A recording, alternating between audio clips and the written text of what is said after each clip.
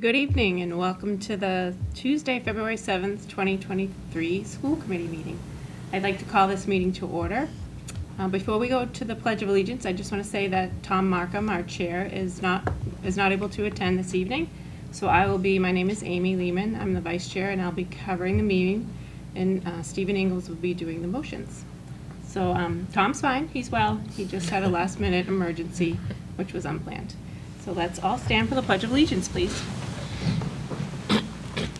I pledge allegiance to the flag of the United States of America and to the republic for which it stands, one nation, under God, indivisible, with liberty and justice for all. Thank you. Now we'll read the mission statement, which we read every meeting. The vision of the Wakefield Public Schools is to graduate students who are confident, lifelong learners who are respectful and caring members of their community. Our mission is to prepare students for college, career, and community by providing rich and challenging curriculum, high-quality instruction, and educational experience that meet their individual needs and interests. This is the portion of the meeting where we invite members from the public to come up. I don't know if there's anyone in the audience, so you just would come up and have a seat. Just state your name and your address. And then the floor is yours. Hi, thank you for having me. My name is Amy Miller, and I live at 34 Elmcrest Road in Wakefield. I do have a request that I think I have this close to 3 minutes, but I would like to request 1 minute of extended time, just in case. Yes, you can go ahead. Thank you. I'm concerned about the drastic changes to the 7th grade extended math for several reasons. First, all districts that have comparable data to Wakefield, called DART districts, offer accelerated math at the beginning of 7th grade. Next, the Mathematics Curriculum Framework for Massachusetts from 2017 recommends that middle schools who choose to accelerate make these placement decisions at the end of 6th grade so students can get a year and a half of math in 7th grade and a year and a half of math in 8th grade. I cannot find a district in the state so far who delays acceleration following the model that Galvin is currently utilizing this year. While Wakefield MCAS data has been historically low in the exceeding category, we have been meeting or exceeding the state standards, or higher than the state percentage, year over year. The only exception was 8th graders who did not get a full year of extended math in 2019-20 when school was closed down due to the pandemic. Furthermore, students who are meeting data criteria in 6th grade math are ready to take a full year of extended math and therefore would be penalized by having to take Math 7 and give up team time in order to participate in an extra math class, not only academically, because 4 out of the 6 units covered in Math 7 are repeated Math 6 standards, but also social emotionally, as these students would be pulled out 3 to 4 times a week or cycle, rather than attending an extended math class during traditional class time. It will be obvious, or more obvious, who is in extended math and who is not, further distinguishing these children from their peers. Gifted educational research states that students should be taught more in-depth, accelerated, and compacted curriculum rather than being given extra work like this team time model is proposing. Also, gifted education grouping has shown to positively impact student learning gains. Students can feel safe and supported so that they can engage in mathematical discourse at a high level without being singled out, targeted, or feel pressure to downplay their capabilities to fit in. It is particularly important for students to feel a sense of belonging in these critical middle school years. As a math teacher, I can't resist looking at the numbers, so please bear with me. I'll try to keep it simple. How are extended math students going to fit a year and a half of math curriculum into one school year if they have to take Math 7, which is 1 full year of curriculum with repeated topics from 6th grade, and get only approximately 17% of the time to cover 50% more of the curriculum. Lastly, if this change is in response to learning loss and gaps due to the COVID pandemic, wouldn't team time be better used to boost up the students or children who experienced learning loss and deficits by giving them access to and extra time with their highly qualified math teachers during that team time, rather than to advance the few who are already ahead? For these reasons, I'm urging Galvin and district administration, along with the school committee, to reconsider and reinstitute the previous extended math model by allowing next year's students and beyond to take extended math in place of Math 7 during traditional class time, as the Department of Elementary and Secondary Education recommends for middle school acceleration. Also, I understand that there'll be a presentation tonight. I'm eager to hear from current 7th grade teachers about how Math 7 is going this year, in addition to what beginning and mid-year data has been collected from students, parents, and iReady achievement scores. I'm wondering how many more students are going to be projected to be eligible for the extended math this spring using this present model. Thank you for your time tonight. Thank you. Thank you. Thank you.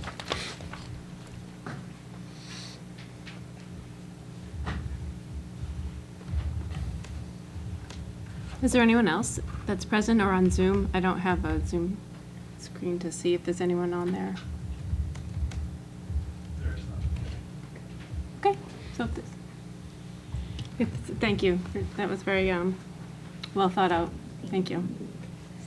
So we'll close public comment, and I think the next portion is the Student Advisory Council. Are they, I know I see one. Do you want to come up to the table, please? Do you know if anyone's joining you tonight? There should be someone on Zoom. Okay. We'll wait a minute to see if they pop on. Ryan, is there another student advisor on So Zoom? everyone currently that's on Zoom has their cameras turned off, which is why you're only seeing the WC. Got it. logo. Got it. Got That's what I it. wanted to just go check on. Thank you so much. Do you know if you're starting, or were they going to leave first? She was gonna start, but That's when Daniel. Molly Baronato.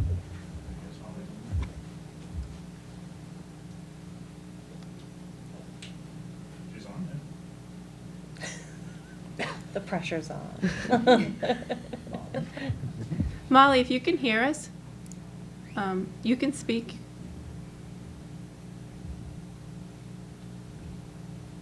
If you're speaking now, you're on mute.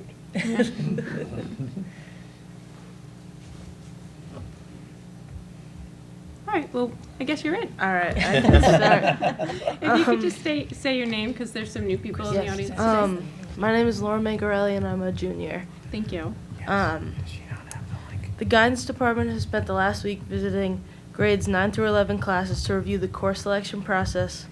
And over the next week or so, students will have conversations with their teachers to outline the options for next year and make recommendations for courses. Tomorrow we have an early release day, and the PTSA is looking to do something nice for WMHS staff for Valentine's Day if you would like to contribute. And the Winter Color Guard and Percussion season has begun, and the Winter Guard won their first competition of the season last Saturday in Medford. And the Wakefield Music Boosters will be hosting a Winter Guard and Percussion competition at the Galvin this Saturday, February 11th from 2 to 8, featuring 30 groups from around New England. And this event is open to the public, and tickets are $10 for adults and $8 for students. Thank you. Does anyone have any questions, comments? No. Laura, do you know what Molly was going to talk about? No, I just said what she was going to say. Oh. We have a doc that we read from, so Okay. Got we it, just got it. kind of pick and choose. But Got it. Got it. I covered it all. Don't worry. I got you. Good job. Thank And you covered what you were going to say, too. Yes, Okay, just everything's making been sure. covered. Thank you. Thanks, Laura. Thank you. Thanks for your help, Saturday. Thank you. Thank you so much. Do we have a consent agenda for the minutes? We do. I move that the school committee approve the minutes of the January 24th, 2023 school committee meeting. and accept the minutes of the January 23rd, 2023 School Committee Student Services Subcommittee meeting and the minutes of the February 2nd, 2023 School Committee Finance and Facilities Subcommittee meeting as presented. Second. It's been presented and seconded. Is there any discussion? I just want to say, the minutes are going amazingly well, so Judy, thank you. And we're really cranking along here. It's gone. I remember we were behind all the time, so thank you for your work. Thank you, Judy. All in favor? All opposed? Passes unanimously. Thank you. Do we have budget items? Is Christine? Christine's trying, she's having She's there's- having audio issues. There's audio issues with the Zoom right now, they're working on it. Okay, we so can take it maybe- out of order. yeah. Oh, it's Tom's turn. So this is the chairs. Tom is not with us What do you this think Tom evening. would say right now? So we're going to, so we're going to, Recording in progress. oh, okay. Teacher contract negotiations, I think Kevin was going to give us an update on that. Yeah, sure. Yeah, thank you. So the Labor Subcommittee met in our first meeting, our second meeting actually, with Unit A last week. Had a great meeting, met over in the Galvin. Completed, kind of our biggest task was to come to an agreement with kind of the ground rules for how the negotiations was going to follow. We're able to agree to those, which was very positive, and then actually started to exchange some very early kind of proposals. So we are excited, looking forward to a pretty ambitious agenda or timeline in terms of wanting to, move forward with the contract for our teachers. And our next session is scheduled for next week, so we'll meet next Thursday at 6 o'clock for our third meeting now. Thank you. Doug, do you want to take the next one? Sure. Thank you. For our special town meeting that we had Saturday before last, was a really terrific turnout. We need to thank everyone in the community that was able to come. There was a presentation that was very short, followed by a vote by everyone in attendance who could vote. And it was voted 1,231 to 42 in favor of supporting the funding agreement to move forward with the high school. So the next part of that was there was a special meeting of the not finance committee, the town council. The special meeting was to have on February 2nd was to meet and to kind of vote to have a special election for a debt exclusion, and that will be on Saturday, March 11th, from 7 a.m. to 8 p.m. at the Galvin. So that's a very quick update, but thank you to everyone that was able to attend, and special thanks to our teacher leaders that presented during the event as well. So I was very, very grateful for that. Kevin? Yeah, quick question. One parent just told me she couldn't be there Yeah. on the day, and I know that during the town meeting, someone asked the town clerk Correct. what to do in case of, like, for an absentee ballot. Do you know when you can get an absentee ballot? I don't know the exact date that you can Yeah. get an absentee ballot, but Okay. I'm quite sure if they contact Betsy Sharon. I told her just to go see Yeah. the town clerk. Yeah. In the item today, they said they still haven't figured it out. Okay, okay. Yeah, so, Just for people that can't Yeah. make it that day. People on Zoom are good now, It's a great point. Okay. if you want to go back to the budget. I just wanted to say thank you to the Boys and Girls Club for supporting families with sort of childcare. And it was a critical part to sort of make sure that people could be in attendance that wanted to vote, had a chance to. So just, thank you. Thankful for the resource that they are. Do you happen to know how many kids were in there? Oh, it- 225, I think by the time everyone was leaving, it was like 160 something, but it was quite a thing. turnout. Yeah. Yeah. They So- initially only had Sounds a like a few lot of fun. volunteers, and then a parent stayed thankfully to. Yep. Yeah. Yeah. take And care of it was a nice partnership, so there was a town need that was serviced by a town entity within a school building. It was just this sort of synergy that you get from town government, and it was great. So, thank you to them. How do you want to? Christine's all set now, if you want to. Do you want to do Bill Barrow first? Yeah, do you want to go to superintendent remarks and We can comments? do whatever we want tonight. So thank you very much. If I can take my items out of order? Yes. I think we could welcome our students from the Dole Bear, special guests.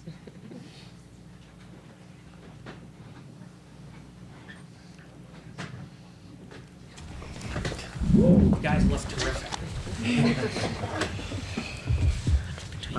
First, we'd like to say, on behalf of Michelle Office and myself, TJ Laperti, the principal and assistant principal of the Dole Bear School, we want to thank the school committee, Superintendent Lyons, Assistant Superintendent Morrow, for allowing us to share an update from the Dole Bear School. We're excited to have fourth grade leaders, Dole Bear Dragons, share with you a little bit about our student council, and I'm going to hand it over to my amazing co-principal, Michelle Office, to talk a little bit about student council, and then our Dole Bear friends to share some information with you. So I think it's safe to say one of the best things coming back from COVID is, having student council again and some of the fun activities. So the kids have been meeting, we have so many students interested in student council. We actually had to split the year up. So we have half the students the first half of the year, the second half of the students the second half of the year. So we have a mix here from all 4 of our classrooms. We meet once a month. They're going to tell you all about it, but it's been pretty amazing, having things like student council back. So that being said, I'm going to let them start by introducing themselves. So we'll start here. My name is Trent Savage. My name is Nathan Farrell. My name is Lila Malino. My name is Stacia Scribner, and we are the student council representatives from the Dole Bear Elementary School. You may be wondering what we do as student council representatives.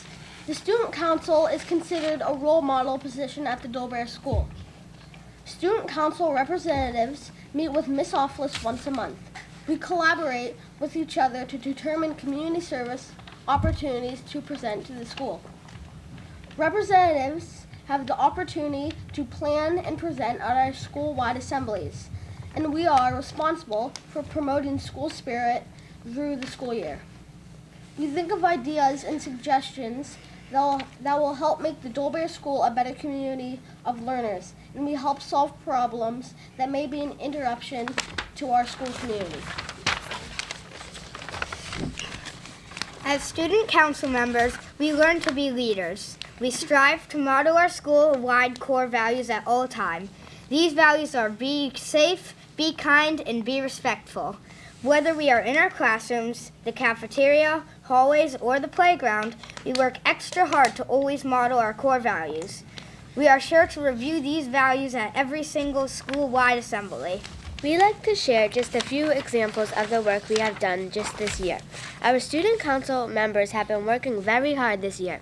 In November, the student council brainstormed ideas of how we can support our veterans. We planned a Hats Off to Veterans Day. Students wore a favorite hat to school and donated $1. Can you believe we raised over $500? This money was donated to the Lawrence Vietnam Memorial Committee. Our donation supported an amazing cause, and Edward Hoppy Curran, who served in Vietnam and who founded the committee, attended our assembly. It was an amazing event.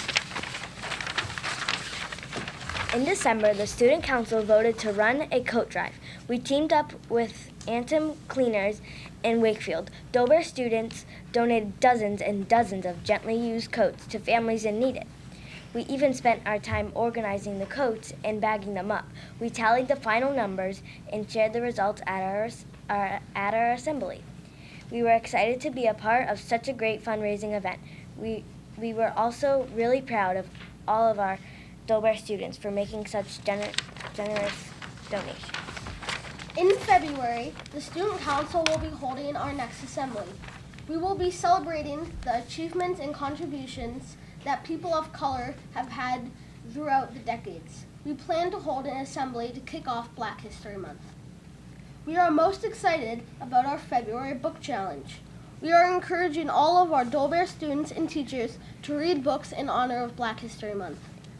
We will be tracking the number of books throughout the school year, and we can't wait to share the results at our next assembly in March. Student council has been an amazing experience. When students were asked to write about what they have learned by becoming a student council representatives, these are just a few of their comments.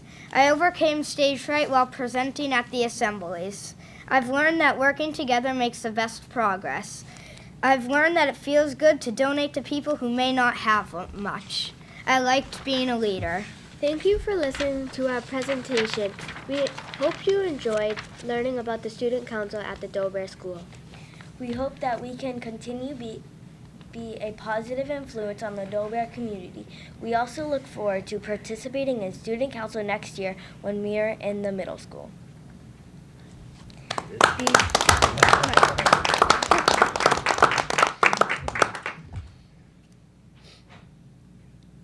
One final piece. Oh, go ahead. 1, 2, 3. Be safe, be kind, and be respectful. The Dover way.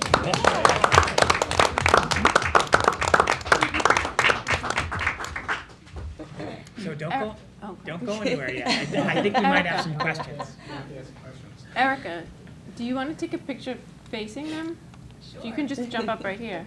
Because everyone's taking them from behind. You can see it. Hi, Mom. Yeah, they don't want you looking. You don't want You might want a picture with their principal. I'll go.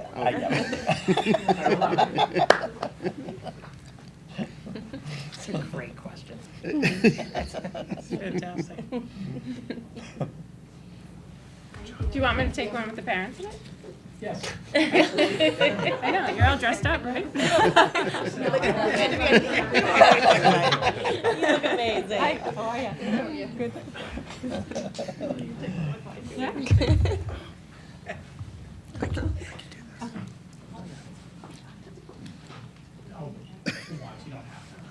Come on. All right, everyone's in? Do you dragons have a roar? All right, guys, now we're gonna all take the photo. Yeah. Very proud, they did a great job. That was great. Does anyone have any questions for the student council? What ideas that you haven't done yet for the school year, aside from reading books, is there something that you're excited to try as we move into spring and you get towards the end of your year at Dolbear, your time there? Do you want to tell your representatives before you answer? They've actually had so many great ideas that we have a long ongoing list, so we kind of revisit because there's so many great ideas and it's hard to decide which ones. It's right? not the choosing that's hard, it's the not choosing. Exactly. Yeah. Yeah. Well, thank you for all the work that you do for your school. You know, it's a lot to give. You're giving up some of your free time, right, when your friends are doing out some other things to give back to your community. That's a big deal. One of the things we're most proud of our Dolbear Dragon leaders is how they set the perfect example for our younger students. They often go down and read to our younger students, to their classes, and share ideas, so they're very visible, which is great. Of course, they have to focus on their studies too. But it's one of the things we're so proud of with our leaders in the building, setting the right example. Hopefully someday you'll sit in our seats. Go ahead, sorry. Ken. Yeah, just real quickly, that was an excellent presentation. That's why we jumped in clapping before you even finished. We're so excited about how you had done. Many of us went to the high school a couple weeks ago to talk with the older students about civic engagement, kind of giving back to their community or what civic engagement is, like you're doing in your school. So I'm curious, you talked about the benefits of being on Hall Council. So I'm curious, I was curious why you decided to do something like this, if you're willing to share with us. What made you volunteer? Just, yeah. Did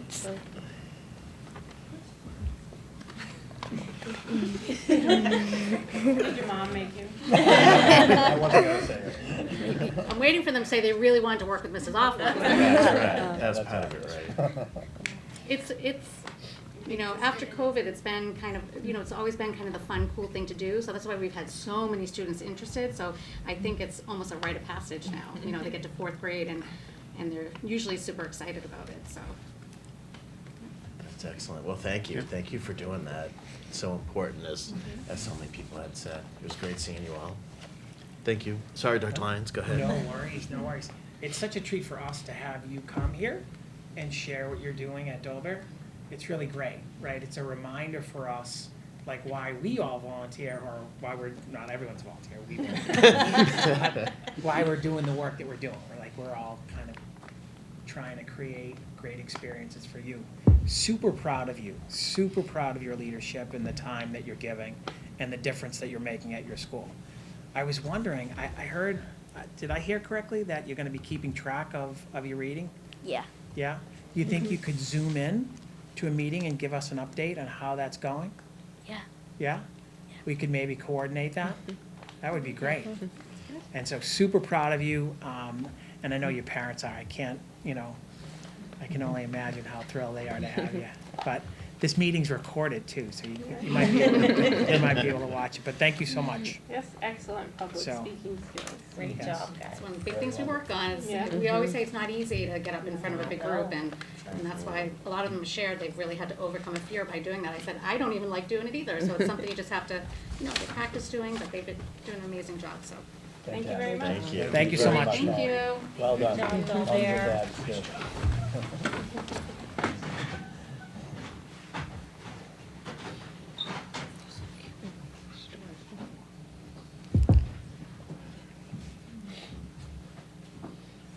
Thank you.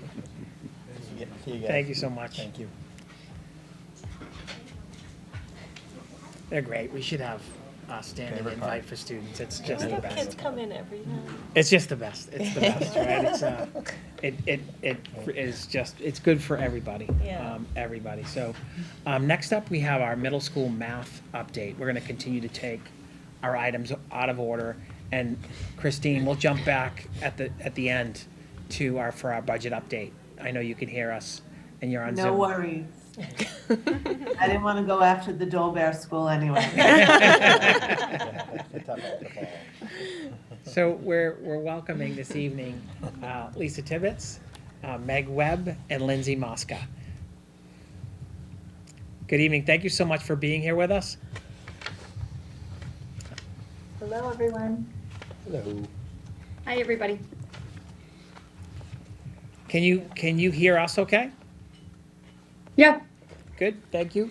So you have the beginning slide up. When you need a slide change, you can just let us know and we can make that change. All right, great.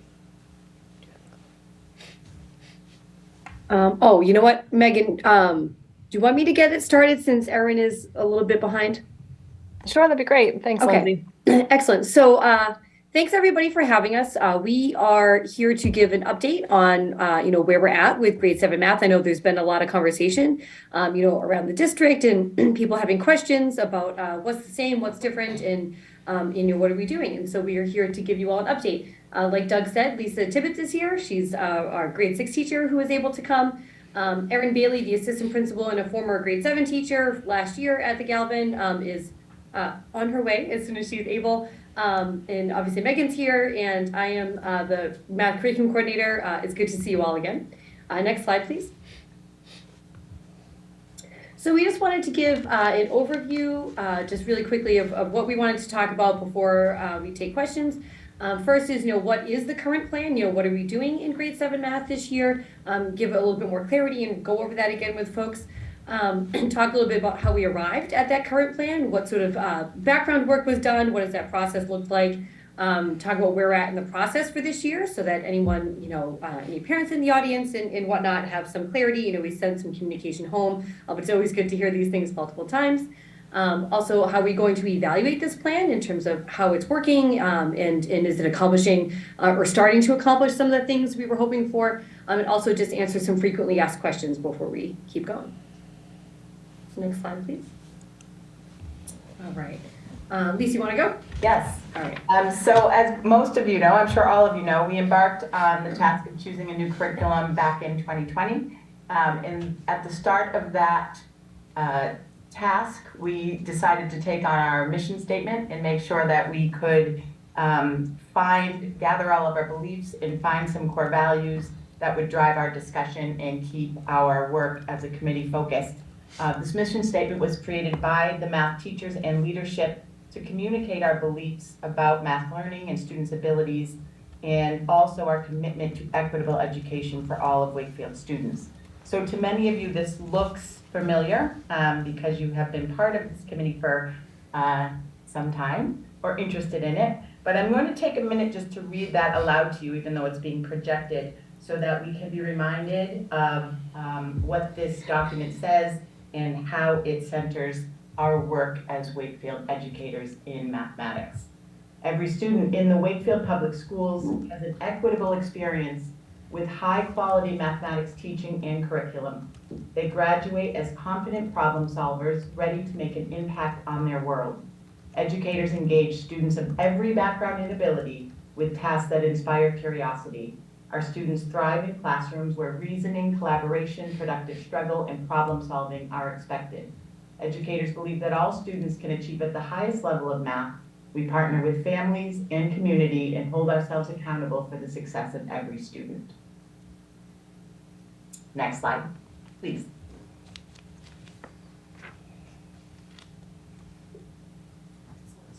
So, Erin is in the waiting room. Is anyone able to let her in so that she can join in?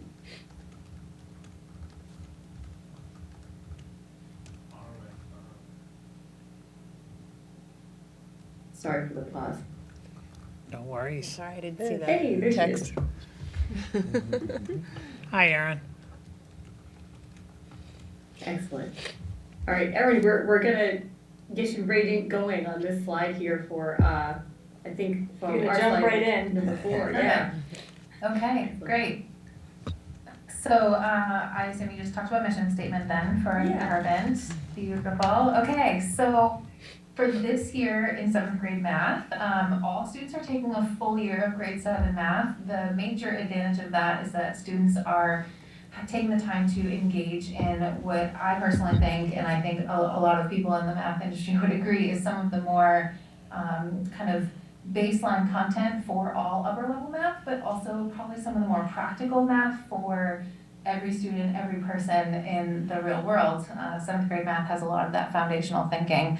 For trimester 3, students who meet placement criteria, which we will talk about on another slide, will engage in extra math lessons each week so that they can get that grade 8 math content that is part of the accelerated piece so that they can find success in grade 8 algebra. And those lessons will happen 3 times per week during our team time block, which is a good time to stagger that so that all students have access not only to that material, but also have access to one of our fabulous 7th grade math teachers in case they need that support during team time, for which that block is built in. So realistically, it's not a major shift away from what we've been doing. Students still have the opportunity to accelerate in 7th grade, and we're just changing our approach about how we are offering that. This is very similar to what we've done during the COVID year, during which I was teaching 7th grade math, and we found that students were engaging in that work in a really good way with each other during that time. So I ended up seeing some students from other teams for extra support when I wasn't teaching the extra lessons for the grade 8 content. Similarly, some of my students were seeking out help from other teachers. And then 3 times a week, we engage students in learning those 8th grade standards. Next slide, please.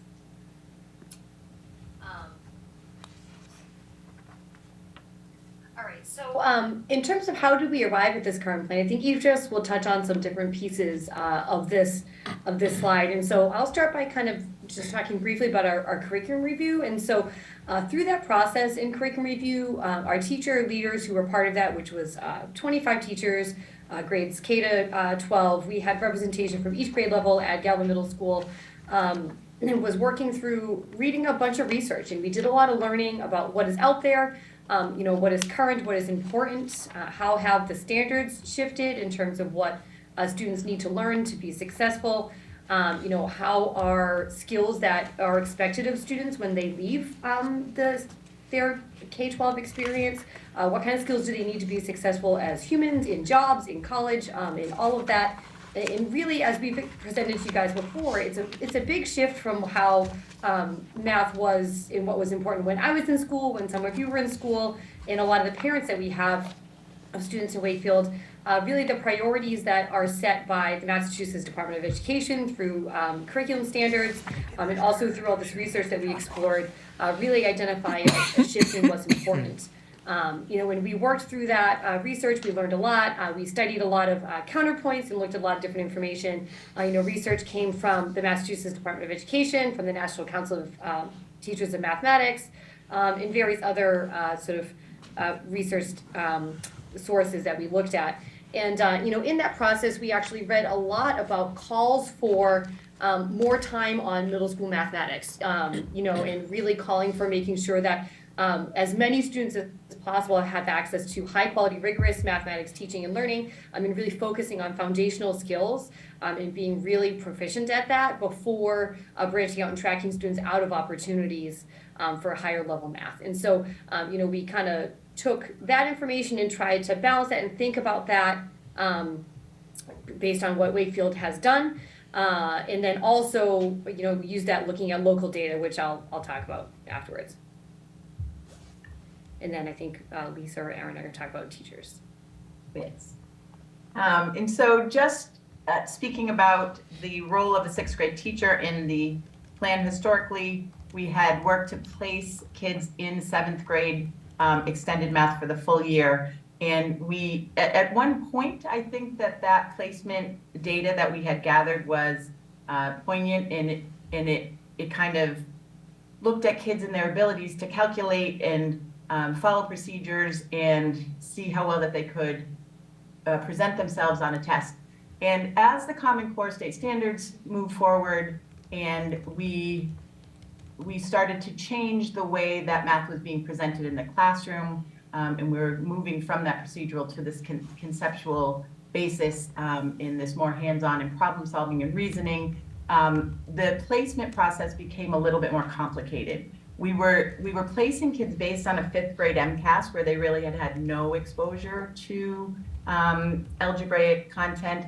And in sixth grade, we were only teaching one unit of algebra. So we're just starting to kind of get them thinking about the abstract and throwing some letters into their numbers. And we do that for about 4 to 5 weeks in the sixth grade curriculum.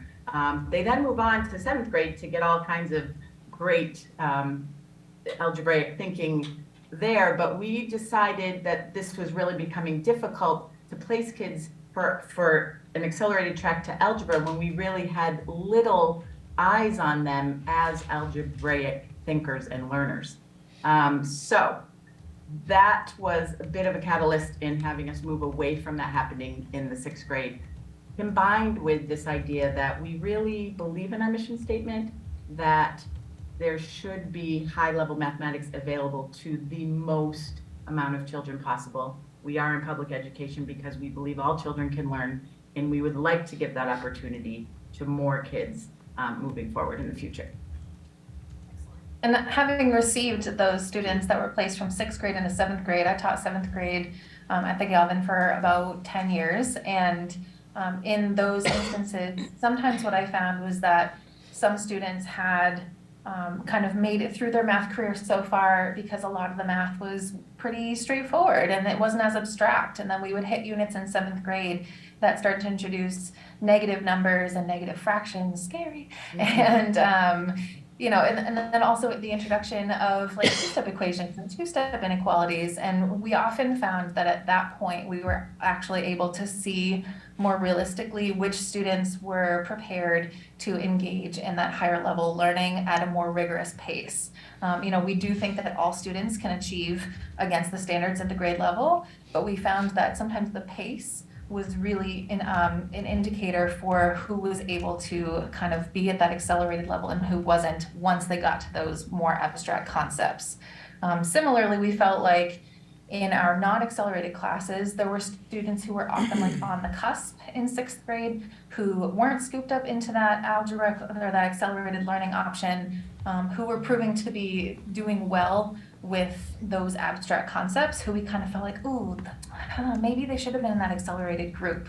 And maybe it just took them a little bit longer of maturing in their mathematical journey in order to show that they were ready for that. So that's just some of the anecdotal evidence that I feel like was pretty commonly seen in the sixth and the seventh grade.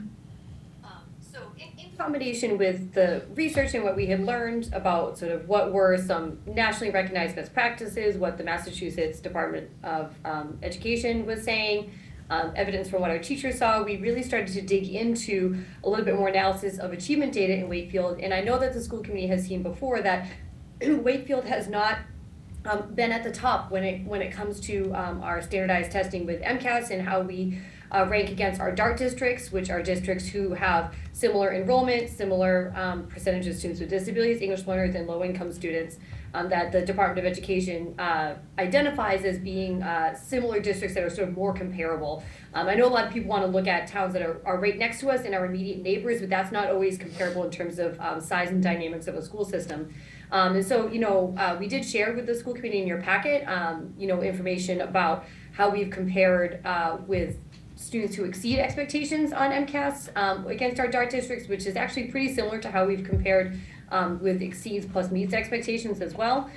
We looked at AP participation, so how many students in which students are participating in AP exams and how many of them pass.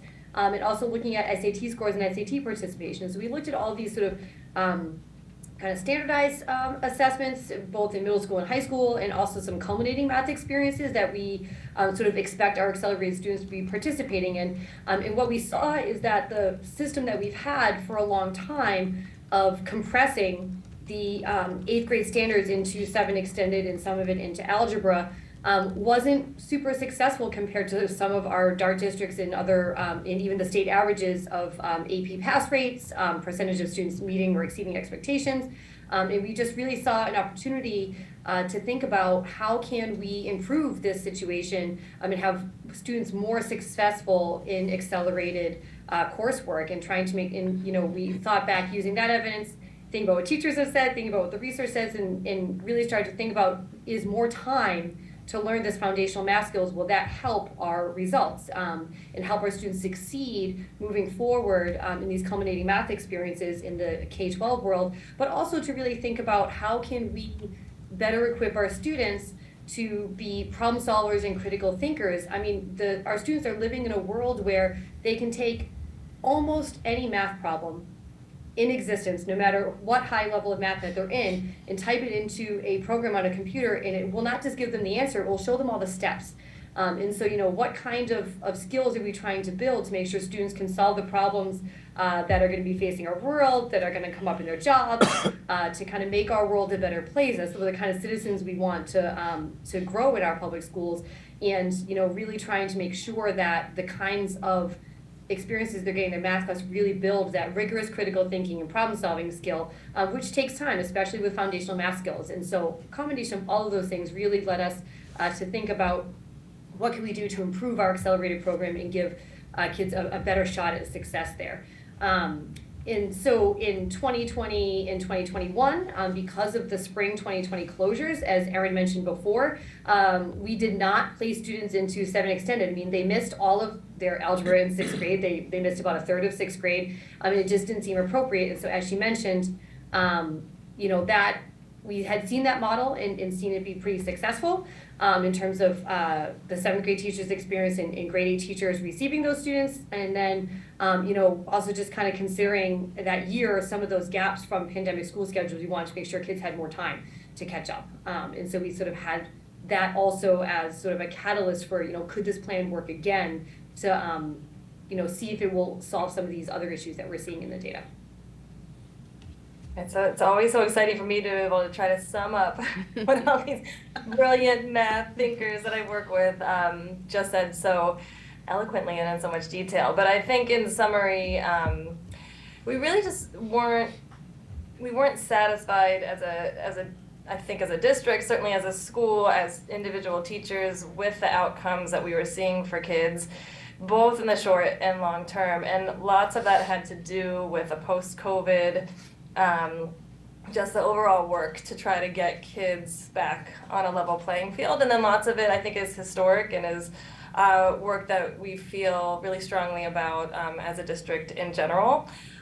So we knew we wanted to give more kids the opportunity to take advantage of this accelerated pathway. We wanted to be able to say that we really truly provided multiple opportunities and at what we think is the right timeline for as many kids as possible, and ideally a more diverse group of students to access some of this extended coursework. So we set out to co-construct that, and I think what you've heard tonight is that a lot of that came from teachers, both in the 6th and 7th grade. We have representatives tonight. And then that just made sense to those of us who were looking kind of more holistically at data, whether at the school level or at the district level, to think about the opportunity to do something better, which I think we all want to do in our different roles in the district. So we're very excited to see this next step, because here we are, we're at the cusp of really what we had planned and kind of see it kind of go into motion. We've had lots of conversations with our current 7th grade teachers around what that's been feeling like so far. How do we use the data that we're collecting on a day-to-day basis, but then that we're about to see and feel as we start the accelerated pathway, to make sure that what we arrive at moving forward we feel is in the best interests of all of our students.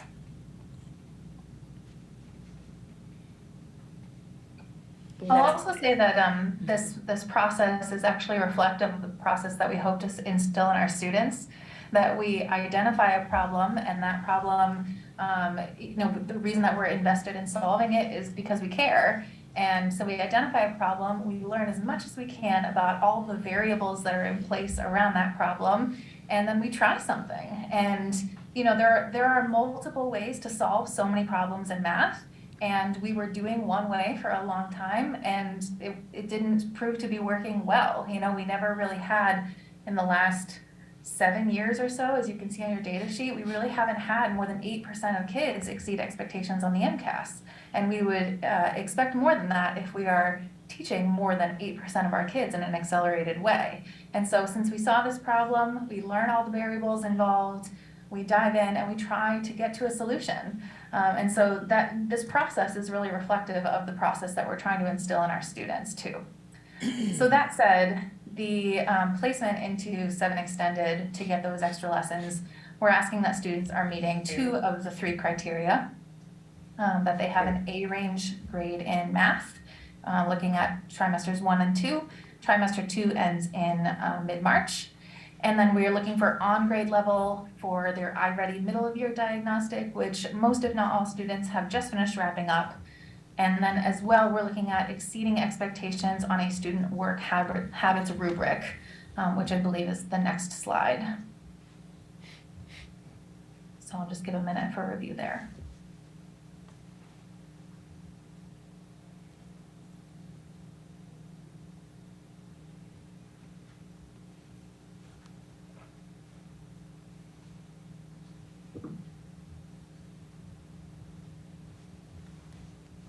In keeping with the skills that we expect out of 21st century learners, a lot of these skills are not about math. It's about how you present yourself as a student, how you engage with learning as a student.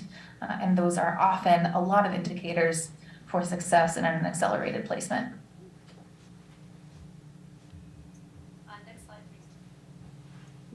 So in terms of where we are in this whole process, Erin, did mention the iReady middle of year diagnostic is almost done, and so teachers actually started last PLC, I think yesterday, taking a look at some of those middle of year diagnostic results and making a plan to make sure students who haven't finished do that. Like we said, trimester 2 ends on March 16th. The idea would be for these 7 extended lessons to start in trimester 3, on the Monday, which I think is the 20th. Letters are going to be sent home to all students in early March, and so what we'll be doing is taking trimester 1 grades, looking at progress so far in trimester 2, looking at iReady middle year diagnostic and that student work habits rubric, and sending a letter home to students in early March that either says your child is working really hard in grade 7 math, here's where they're at, and they have not met the criteria for a grade 7 extended, or they've been working really hard in grade 7 math and they have met that criteria for grade 7 extended. Is your child planning to participate? And so we'll have anyone who's planning to participate, participate, get those signed and bring them back so that we can make sure that groups are all set. Any student who is sort of on the cusp and the teachers are not sure how their trimester 2 grade is going to go out, teachers will individually communicate with those parents and just say, hey, we need to see the last couple weeks, and we'll make sure we let you know before the end of the trimester where they're at. But we're trying to give enough time, but also to have people know, but also enough time for kids to kind of wrap up their trimester if that information is needed by the teachers. And again, those 7 extended lessons will happen at the start of trimester 3. Next slide, please. In terms of how we'll evaluate that plan, and I think anyone else here, please feel free to jump in. We have already surveyed one time all grade 7 teachers. Some of the outcomes that we were looking for is really thinking about, some of the things that we were hoping for is will the classes across grade 7 be more balanced and have a better experience for students and teachers, and among other things that we talked to them about recently. We're planning on doing a survey for families in early May, a student survey. We want to take a look at demographics of participants. We're really trying to see if we are increasing access and accessibility across demographics in our student population. And we'll definitely be looking at iReady data, grades, and MCAS scores as we move forward. And I will just say that we're not expecting all of the goals and things that we are hoping for to happen with only 1 year of this plan, but we are hoping to see some evidence that we're on that track. I'm not sure if anyone else wants to add to that. Well, just kind of what I said before too about, again, instilling the same process with our students as what we're taking part in here, is that, we're problem solving. We found a solution, we're trying it out, and, a good mathematician will always check their work. And so we're going to go and we're going to check our work. We're going to say, did it work? Is this accomplishing what we're hoping to accomplish? And so that's a part of being a good mathematician. And so that's, again, what we're trying to model here. I think we have a few questions. Well, can they get to the last? Yeah. Oh, yeah, go ahead, whenever. Okay. There's one more slide. There's one more slide. So we compiled some frequently asked questions. One that we get asked frequently is, how will this plan work with teen time for students?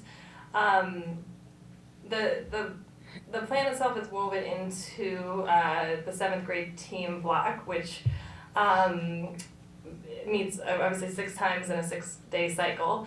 The accelerated class will happen 3 out of the 6 days.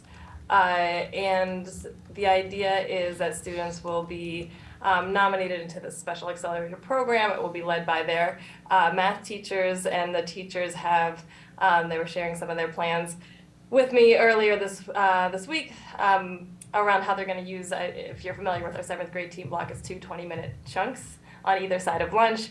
And so utilizing those 2 20 minutes for kind of different purposes on each of those 3 days to just set up a routine with students so that they're exposed to all of the 8th grade standards through the accelerated class. So students will still have access to Team Block. Team Block itself is a time when students, a range of students are getting interventions aligned with their needs, and so this would be one of those interventions, in this case acceleration, for students who qualify for the program. Can we just pause right there? So a normal math block is 40 minutes? Is that correct? Yes, correct. And then you're saying this extended math block is going to be in 20-minute chunks? No, I'm sorry, that wasn't clear. The 7th grade team block is a regular period, but it's split into 2 chunks because it borders lunch. So it's the same amount of time, there's just lunch in between. So it is 20 minutes, then lunch, then 20 minutes? In addition to their normal math class. No, but I'm just talking about, so there'll be 20 minutes, then they break for lunch, and then it's 20 minutes? Mhm. Yes. Okay, thank you. But that's how their whole team period works. Yeah, but you're not teaching a lesson plan during team time. Either they're just catching up on work usually in team time. Okay. Students do a variety of different things in team time, so there are many teachers teaching lessons at that time. Thank you for that clarification. Yep, you're welcome.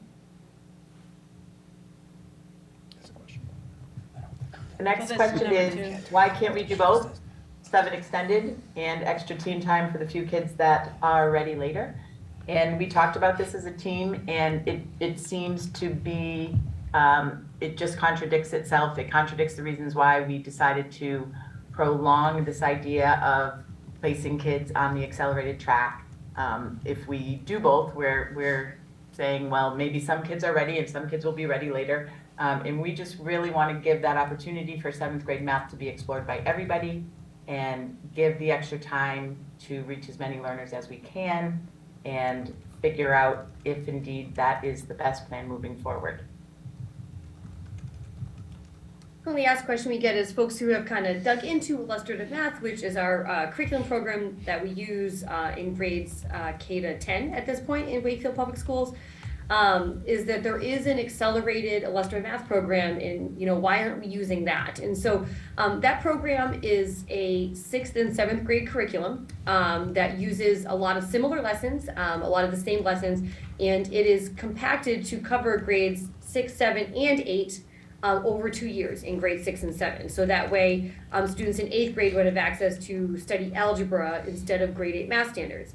The thing about that program is it is designed for all students so that everybody would be taking part in that accelerated coursework. And so the design of it is not to take 5th graders and identify them for a tracking program that tracks them in or out of opportunities for accelerated coursework. The idea is that all students would participate in that coursework, and all students would have access to take algebra in 8th grade. And at the time when we adopted illustrative math a mere 1.5 years ago, we were already working on pedagogy shifts, instructional routine shifts, material shifts, and vertical realignment of what we were teaching in each grade level, and to take on an accelerated program for all students in grades 6 and 7 felt like a really big jump and shift that did not seem like the right thing to take on at the same time as everything else. In terms of are we eliminating accelerated math in middle school, the answer is just no. That is a tricky fake news rumor that is just it's just not true. I'm not sure what else to say about that one. The last one that we get a lot is, why do kids need more time on grade 7 math content? I kind of touched on this earlier. Grade 7 math is really when things start to become abstract, and just in terms of like their developmental readiness, oftentimes a lot of students need additional time to practice with those more abstract concepts. Again, when you start to throw in negatives, everything changes. And so I have found in my experience as a teacher here that students often need more time to engage, and not just engage with it and like, yeah, okay, I got it, but really like dig deep and understand how and why things are happening. We really feel like it's important that students have a strong foundation in grade 7 math content to be successful in algebra and all subsequent math courses. And additionally, it's some of the more practical math that a lot of people, a lot of adults in the real world are using, even if they're not thinking about the fact that they're using math. So many people identify as not math people, and that's so unfortunate, and we don't want that for our students. We want them to feel empowered as math people. I used to have a poster in my classroom that said, like, are you a person? Are you doing math? And you're a math person. And so, a big part of that is making sure that students have the time to really have that full understanding of some of the more abstract stuff that sets them up for later math classes and ultimately everyday interactions. Thank you so much, Erin. And thank you, everybody. Questions? So does anyone have questions? Okay, we'll start down this end with Kevin. Okay, sorry, I kind of have a few questions, but I don't want to like ask like 5 in a row. So please, please, my colleagues, interrupt me after one. Right, so okay. you get 2 to start. Yeah, I don't want to be that person. My first question is, so you basically stated that you've identified a problem. And the problem is that in the DART districts, the districts with similar socioeconomic backgrounds, the whole 9 yards, our students are not doing that well and exceeding expectations on the MCAS and advanced placement performance, SAT performance in math. So that's the problem, right, that we've identified as a district. And so this plan, the 7th grade extended plan, I guess the hypothesis for why this plan would work, and I'm asking the question, is the idea of this is to be able to cast a wider net to grab more students that might have slipped through the cracks, and then by catching those students who may have developed good potential in the algebra skills like you were talking about, that those students who would have been left out in the past system would now be accepted in this current system, which would then hypothetically allow for a greater number of students in Wakefield getting exceeded expectations?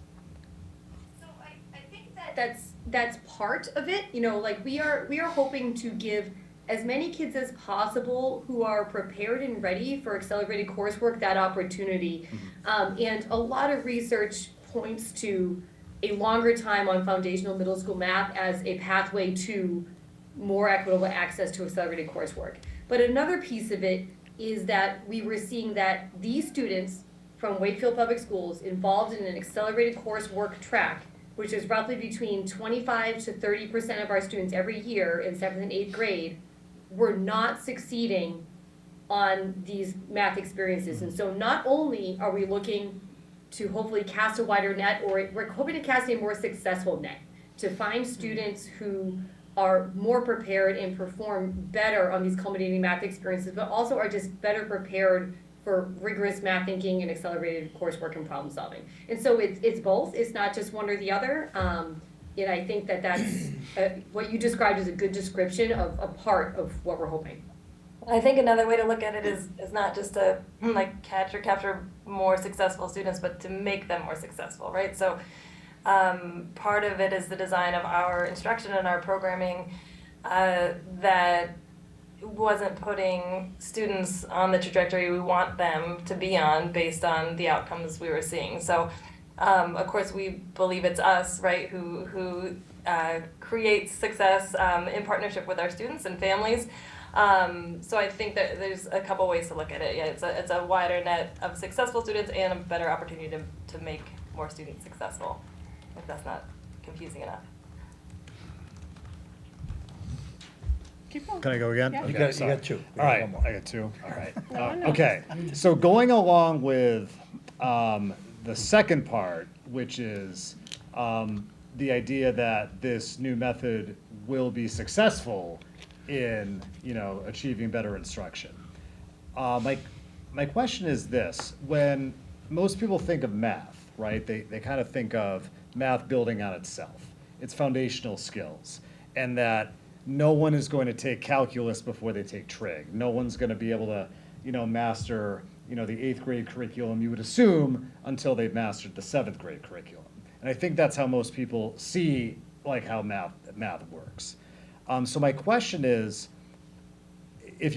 how is this curriculum, in terms of the extended classes that are happening in FlexBlock, how is it integrated with the regular math that they're taking at the same time? So I was just thinking, so let's say, all right, I'm in this extended 7th grade math.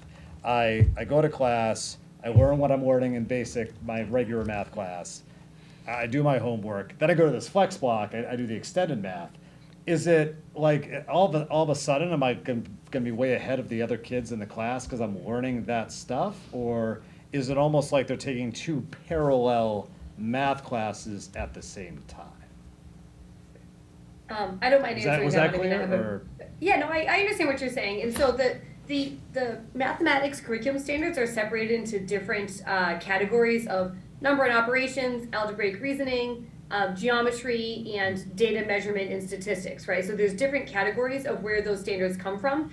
And so what students will be engaging in for grade 8 standards are not in sequence of their grade 7. They are grade 8 standards that do not have the prerequisite of the stuff they're going to learn for the last couple months in grade 7. And so they are things like learning about irrational numbers for the first time, talking about some geometry that they would not get access to in an algebra course. And so it's specifically chosen topics that are not going to be interrupting a linear sequence of information, because there's really 4 different domains that they're covering in each grade level. And so we selected the topics carefully to make sure that that aligns and is not tripping kids up in terms of a linear sequence. Contrary to that popular belief, there's actually a lot of this in math, not just straight line development of ideas. And so we thought about that carefully. I thought he had 5 questions. 2. Oh, yeah, yeah. Well, We can alternate. We'll alternate. 'Cause Yeah, if I wait long enough, Yeah, you're gonna go, ask go. my question. No, so my question is, it's a simple question with perhaps a complex answer, and it's really around the definition of success. At what point in time, and so we start this year, at what point in time, what the sample size, the bigger the sample size, the better chance of it being realized, but that could be a duration as much as a quantity, and, data can fluctuate a little bit. There's peaks and valleys that go on. So from your perspective, how long will it take, and what will show you that this works? Well, so I think there's a few different data points that we're looking at, and some of it is more immediate and some of it goes into the long term, right? So one of the ways that we assess where students' learning is at mathematically is with the use of the iReady diagnostic. What I would expect to see is that a student who has had more time to work on 7th grade math standards would show a higher proficiency on the iReady by itself. We have plenty of learners who, by the end of 7th grade, aren't performing at the level that we would expect on some of those standards. And so by giving more time to access those standards for the students who would have been on that pathway, we're hoping to see some more immediate data growth with that assessment tool. But also, like, as you said, some of it is duration, right? Some of it is looking to see where students end up, how they do in the MCAS. We get that data in like summer, fall, and being able to kind of look and see, hey, did our MCAS scores change at all as a result of this? And then, there are other things that we can look at too, including, anecdotal data from students, from parents, from teachers about their experience. Our 7th and 8th grade math departments, 6th, 7th, and 8th grade, I should say, whole team there is a really veteran staff. And so, I think like their anecdotal data is really valuable because they've seen a lot of progress and change in our mathematics curricular resources, and also just the way that our students are engaging with the material, both pre and post-COVID. So I think that we have like some surveys in place, we have some data points that we're gonna be looking at in the immediate, and then, obviously we have to wait a little bit for the long term. Are you thinking? Megan, I don't know if you wanted to talk a little bit about, you had talked earlier about kind of this idea that, about how we make changes that are not necessarily going back to what we did, but also trying to improve what we have. Yeah, I think it aligns with the question in that one of the things we have been doing and will continue doing in I think a really formalized way as we get into the accelerated program in the 3rd trimester is just engaging in how's it going, right? With the teachers who are teaching it, with those of us who are involved in other ways. We've already been doing it with, even the concept of having an unleveled 7th grade for the first semester, which we're kind of like right at that mark, was new, right? And it came with some real wins that we saw in speaking with the broad 7th grade staff.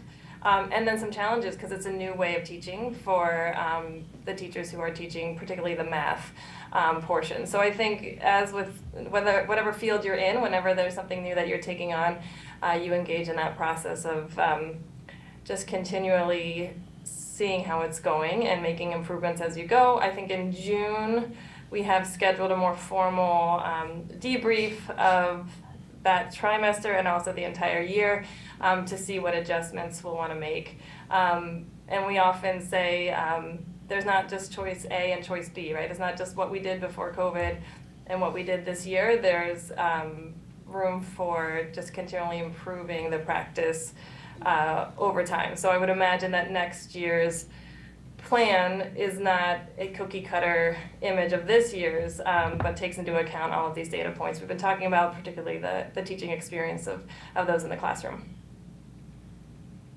Thank you.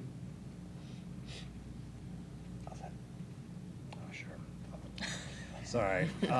Is there, looking at trying to expand the amount of, of kids that would be taking extended math, Is there a cap on the amount of kids that could be taking extended math, or could it be theoretically be the entire 7th grade cohort? There's not a cap. I mean, I think that, some other folks here can also speak to it if they wanted to. Like just as an example, this year in 8th grade, there are 4 sections of algebra, not 1 per team. And so we really have moved away from the idea that we're looking for 25% of each team to take accelerated math, and what we're doing is trying to set criteria that is data-based, that we have seen in the past has given us an inkling that students will be successful and are ready for that pathway. I don't think there's been a year ever that we've used the same exact set of data. We're always tweaking that and trying to improve it in using experience of teachers both in 6th, 7th, and 8th grade to refine that process. And so, that definitely fluctuates based on the students that are in front of us and what we're seeing in their achievement and in their needs. Are you done? Do you have any more? Sure, I'm good, Yeah, that's it? Go ahead, Steve. I'll ask one. I'll start off by saying I am a math person. For all Everyone's a math person. Everybody is a math It person. really is. Aside from derivatives, every other bit of it I like. Derivatives, I can keep at home. So from sort of what I'm seeing and I'm hearing you say so far is that you feel like the grade 7 curriculum in the end is a better measurement tool for who will be successful in the extended classes, and you find that to be a better tool to help put kids on the right track, and I thoroughly appreciate that, and I see where you go with that, but I got concerned where you talk about sort of grade 7 as being some reinforcement of what happens from grade 6 math, and so I have to. I think that was public comment. Oh, okay. Yeah. That's what I thought I had heard, was there was sort of just not more of the same, but just that it's a bit of a review. And so I apologize if that is not the case.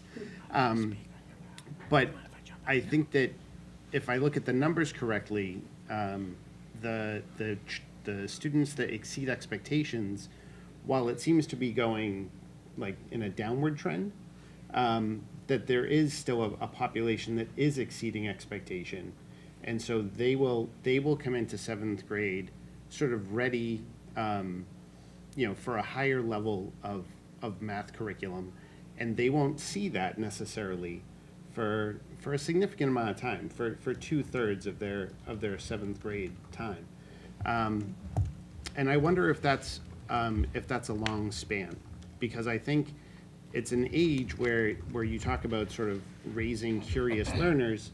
It's an age where kids want to be challenged daily. And if you give them, even a week or 2 of not rigorous curriculum, you have a risk of them being bored, for lack of a term. And math is such, for some kids, they can get right into it, but for some of them, it takes a little while to get them hooked on it for a love of the subject. And I'm just afraid that if we have this span where kids aren't being challenged like at the very edge of what they can access, that they'll become bored.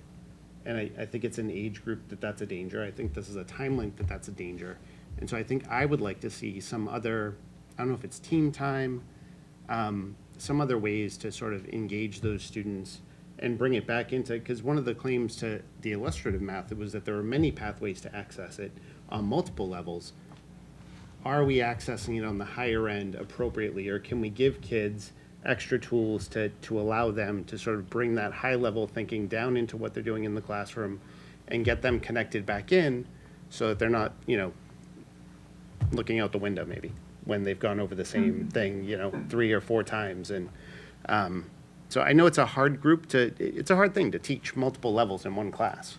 But that's where I feel like this plan, we maybe could do some work, because it seems like there's concerns. Can I just add? Go ahead. No, I was just going to say, Aaron, I think maybe you might be able to speak to this the best, having taught 7th grade before the shift. I just think for context setting, it would be good to review how extended accelerated math before the shift was taught, in terms of like what that looked like for the year. it did look different in terms of the students in the classroom, that they were students who were identified to be on an accelerated track. But in terms of the scope and sequence of the year, could you speak to that, Erin, a little bit? Just in terms of what, seventh grade has to be taught first. Yeah, so, well, I was going to say first, I hear your concerns and I echo them. Engaging students in their learning is a challenge at any level, but in middle school in particular, it's a really special breed of student, right? So, it falls on the expertise of our teachers to be differentiating in their classrooms. And I just kind of want to take a moment to remind us that, like, there's that variety of learners in every classroom, not just our math classrooms. And this just happens to be the first time that we're kind of taking a different approach with math specifically. But teachers are well trained to differentiate within their classroom to meet the needs of their learners. Part of the reason we did adopt the IM curriculum, as you were saying, is because of the opportunity to have that high ceiling for our learners.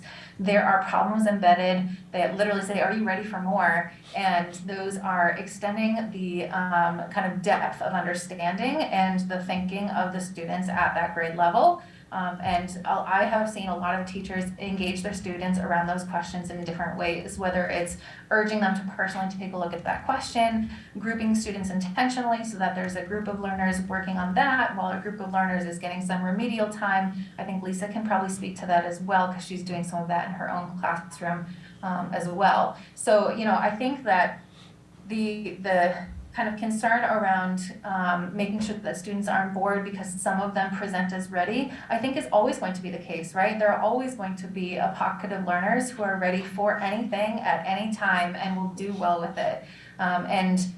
We are always committed to making sure that we're reaching the needs of all of our different types of learners, and they are not lost on us in this process. We are making sure that we're giving our attention to not only those accelerated learners, but to the whole community of learners, and that's, to me, the biggest difference in this plan. Into that. My initial thought was, in hearing the question, was just that we have just really picked a great curriculum to address the needs of students who are ready to achieve at a higher level. So while there is an entry point for all kinds of students, there is an extension that goes to a point where many of your students who are learning at a higher level are also challenged on a daily basis if they choose to engage in the process. And so sometimes we hear throughout the day about kids who are bored in any given class. That's just what happens in middle school. We're very used to it as middle school teachers. And a lot of times if I go to join that group that seems to be done, they're done with what they perceive as the expectation for the middle level of learning, but they need to and have the opportunity to engage at a higher level and have the opportunity to have discourse with their peers and a teacher at that level. And this honestly is the first curriculum that I've ever taught with that has truly provided that upper echelon of thinking. Can I ask a question? I'm sorry, what was the curriculum called? I heard you guys say it once. Illustrative math. Illustrative math. Illustrative math. And does this program have efficacy studies or research-based studies that prove everything that you're saying? Is there any way we could see that? We shared it when We have the we review decided report. when we decided on this curriculum. This reference was shared. Okay. Or references like this were shared. I can find it for you. Yeah, if you could. Yeah, That there's was like a was that parent. before my time, or was that here? No, You no, weren't it on was- the- Okay. it was on the committee. I'll share the report. Making So sure we I can didn't share. miss that. Sorry, guys. Just The to. other thing to know about the curriculum is that the middle school level from 6 to 8 has been around the longest. So that's in version 3, and it's been around for almost 10 years at this point, and it has the most information and research behind it because it's the high school was next, and then elementary is the newest grade span to be out. But illustrativemathematics.org also is just a resource to kind of see a lot. I mean, it's a little bit like, hey, this is our curriculum and love us, right? But there's also a lot of the research behind it in terms of what it's about. Right, and so the differentiation is embedded within the curriculum. You're saying they have a thing for Yes. ELLs, gifted learners, and all that, everything. the definition of differentiation in terms of rigor and quality and how it happens in the classroom is not a different lesson for different kids. It is similar materials with supports built in for kids who need it and Right. opportunities to extend for kids who need it. And so, and those opportunities exist and are embedded within the teacher guides and within the lesson plans for teachers to look at. And so, Right. you know, it does not look like here's the gifted picture No, of the no, lesson. no, I know what, here's I know what it right. looks like on the Okay. back end. I'm just asking, like, Yeah. that's all Yeah. embedded in the back end for the, Yes. in the teacher resources. Yeah. Yes. Okay. Yep. Eileen, do you have any other questions? I'm going through. Sorry, I want to make sure they weren't already asked. Go ahead. No, I think I'm good. I think I'm good. Did you want to say something? Doug? Yeah, I think I have a statement and a question. I think a statement is for the committee and maybe the viewing public. One of the parts of the problems that I know Meg alluded to and Lindsay alluded to is kind of outcomes in the short term and the long term. If we're looking at 7th grade being a point of acceleration, and if we are getting students into a space, right? So if we're looking at algebra in the 8th grade as what our advanced learners are taking, and if a number of those students are taking that, and that's a straight path to calculus, if we look at the number of students in high school, and Lindsay alluded to this, and Meg did as well in terms of outcomes, if we look at the number of students in that catchment that are projecting and participating in AP classes, the numbers are really small, right? And so we're trying to get kids on a path, but keep them on a path, right? And so that's a critical piece. So in the past, and a lot of districts do this, they accelerate early, accelerate quick, it's a big number, but everyone on the journey, people just fall off on the path, you know, are making that journey year after year. And so we're looking to try to remedy that. We're trying to not just bolster our numbers for the sake of bolstering our numbers, we're looking to prepare students so that they can project, both for math, science, and all of our STEM fields, right? So this is kind of a bigger picture that I don't want to lose sight of. I don't want to lose sight of this. And I like the way Erin described this as, you know, this is, you know, we're trying something innovative that we think can work for students. You know, teachers have participated in this plan, but also here's the important piece that I hope people can hear. An area of growth for us in terms of this high ceiling piece, right? So Stephen alluded to this in his question. This curriculum is set up to challenge our most advanced learners. An area of growth for us is, how do parents know that? How do students know that? How do they feel it, right? And so that, I think, is a significant area of growth that we need to deliver on in ways different than we have in the past, right? And so as long as we're going to use this curriculum, we need to be able to be more clear about what does differentiation look like, what does it feel like, and how do I know, right? And how do I know it in genuine ways? Is that reasonable? Yeah. So I'm happy to take anyone's question, but I feel like I want to just be clear about big picture, right? How our kids are projecting and not projecting, but also in an area that we really need to kind of grow into and fill out so that parents can see and feel like there's a difference in regard to what high ceiling means. I think someone said it earlier in the presentation, it's not necessarily the number of kids, it's the right kids. And a kid you're doing him no service by accelerating him or her into a program that it's just not their fit. Everybody's different. Equally, obviously, you don't want to push people or don't give those high learners the opportunity as well. So it's finding that right mix of kids that will succeed and will progress, and minimize the number of kids that you throw into that program that it's really just not a good fit for them. It really is. And it's demoralizing for them. It might be demoralizing for their parents. And certainly educating the parents, because every parent thinks their child could be Albert Einstein as well. So I think how you manage that process, part of this is numerical, but part of it is relationship and communication with the child and with the parent. So I guess my response to your comment, Michael, is So for some kids, it might not be yet, right? True, A function of, true, yeah. if they're not ready yet, okay, there's another point of acceleration in grade 10. But we want to do this well. I think you've heard this, in concert. Each person speaking tonight said, we're looking to improve what we're doing, right? So we have kind of a working theory. Teachers have participated, and this is kind of the journey, or this is where we are in the process. I think one of the things that, I've never experienced as an educational leader is the level of accountability. Lindsay has said in her presentation for this curriculum, I want you to hold us accountable. I expect our scores to be higher, right? And you also heard Meg say, this isn't about doing, wash, rinse, repeat. We're not going to do this year in and year out. This is like, okay, we're doing this. This is our working theory. We'll report back with data, and we'll tell you how we're adjusting.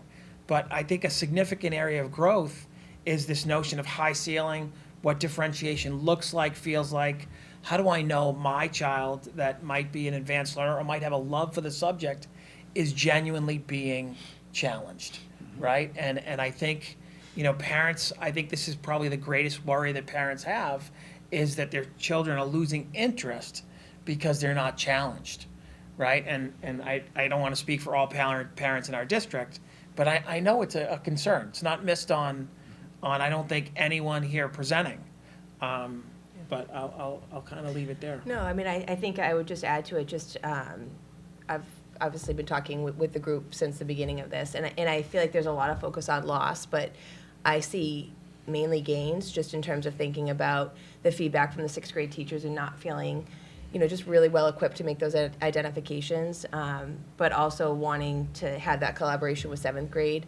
I see gains in terms of just an opportunity for more learning actually happening across 7th grade.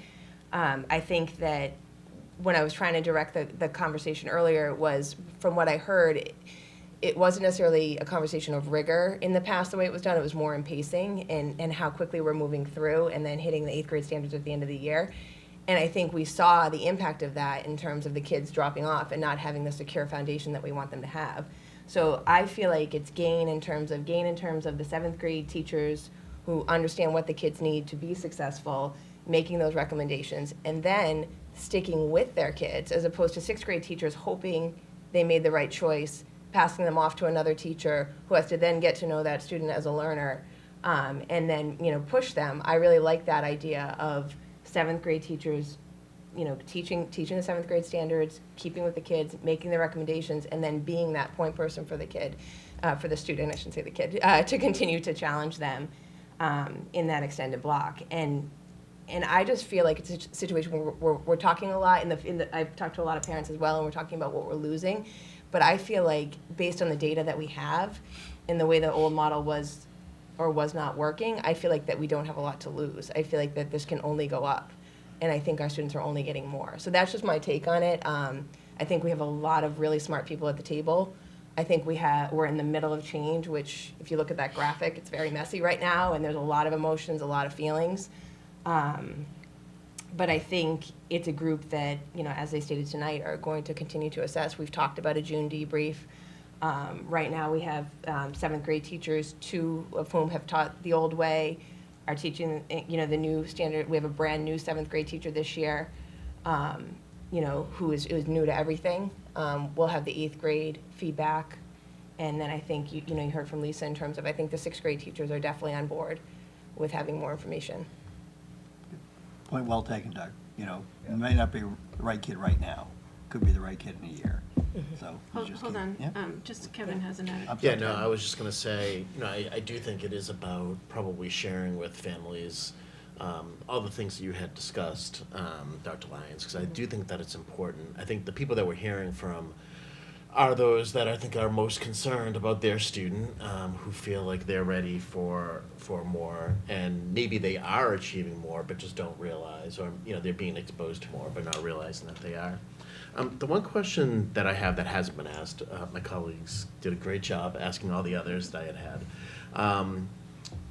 was, you talked about this kind of being research-based, certainly what's in the literature, the anecdotal evidence you discussed as well.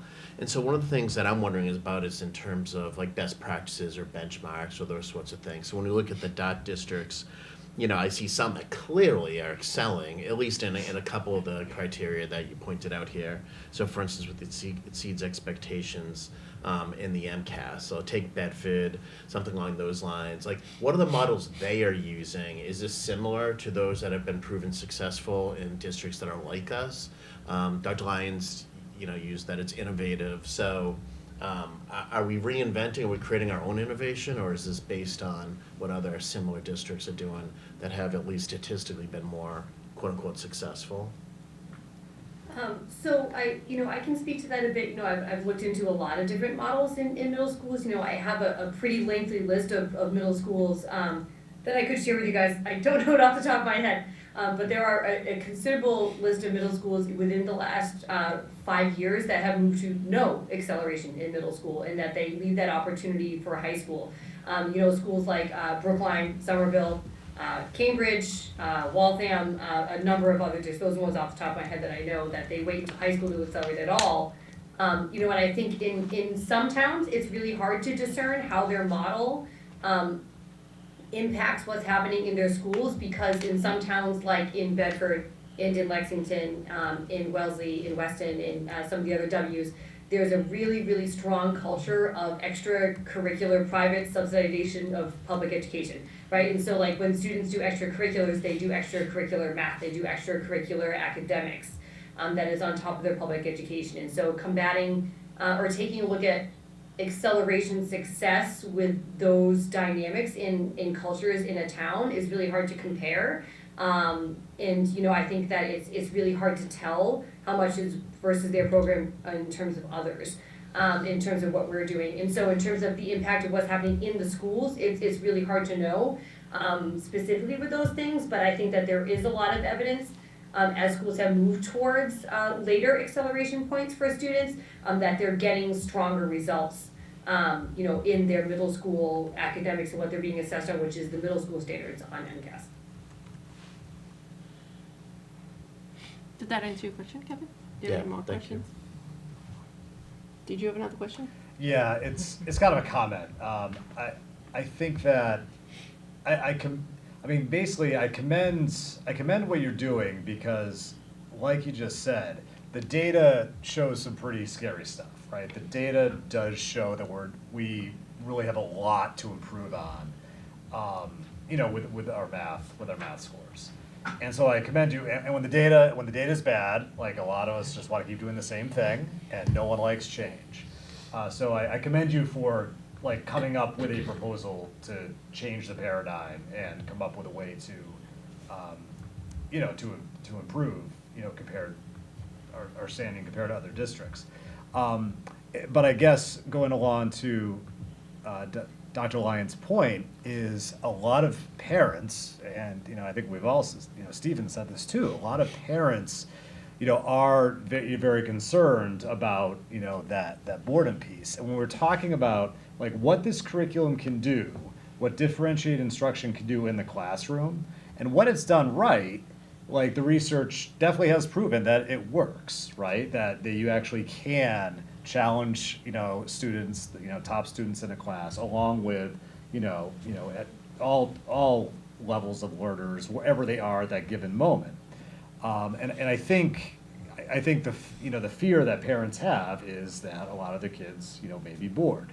Or on the other end, their kids might be falling behind, and I think that it's a very hard, problem we're trying to solve here. But I think, I agree with Kevin. I think we have to really work with communicating that, and I think that, this is a conversation we have to be having, like between now, definitely in the end of the year, especially with our, with our parents. I'll leave it at that. Anyone else? I haven't spoken yet, so I do have questions and comments. This is our second year with this. This was proposed last May 4th, I was looking at the last year, the presentation that Lindsay did, which was on Zoom, and there were a lot of parents on that presentation. There were a lot of thoughtful comments, a lot of articulate parents. Wasn't in agreement last year with this, still don't agree. And maybe it's because I have middle school children. If I would had a first grader, I would be like, great, because it would, by the time my kids get to middle school, it will all been sorted out by then, right? So we have these parents whose kids are put into this new model, you know, so our kids are the prototypes, if you will, like, they're gonna be the ones that decide whether this is a yay or nay type of program.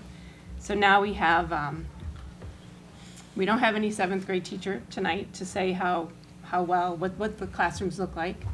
We don't have an 8th grade teacher to say what that classroom looks like, because they would have just didn't have the accelerated math last year. So we don't really know what it looks like right now.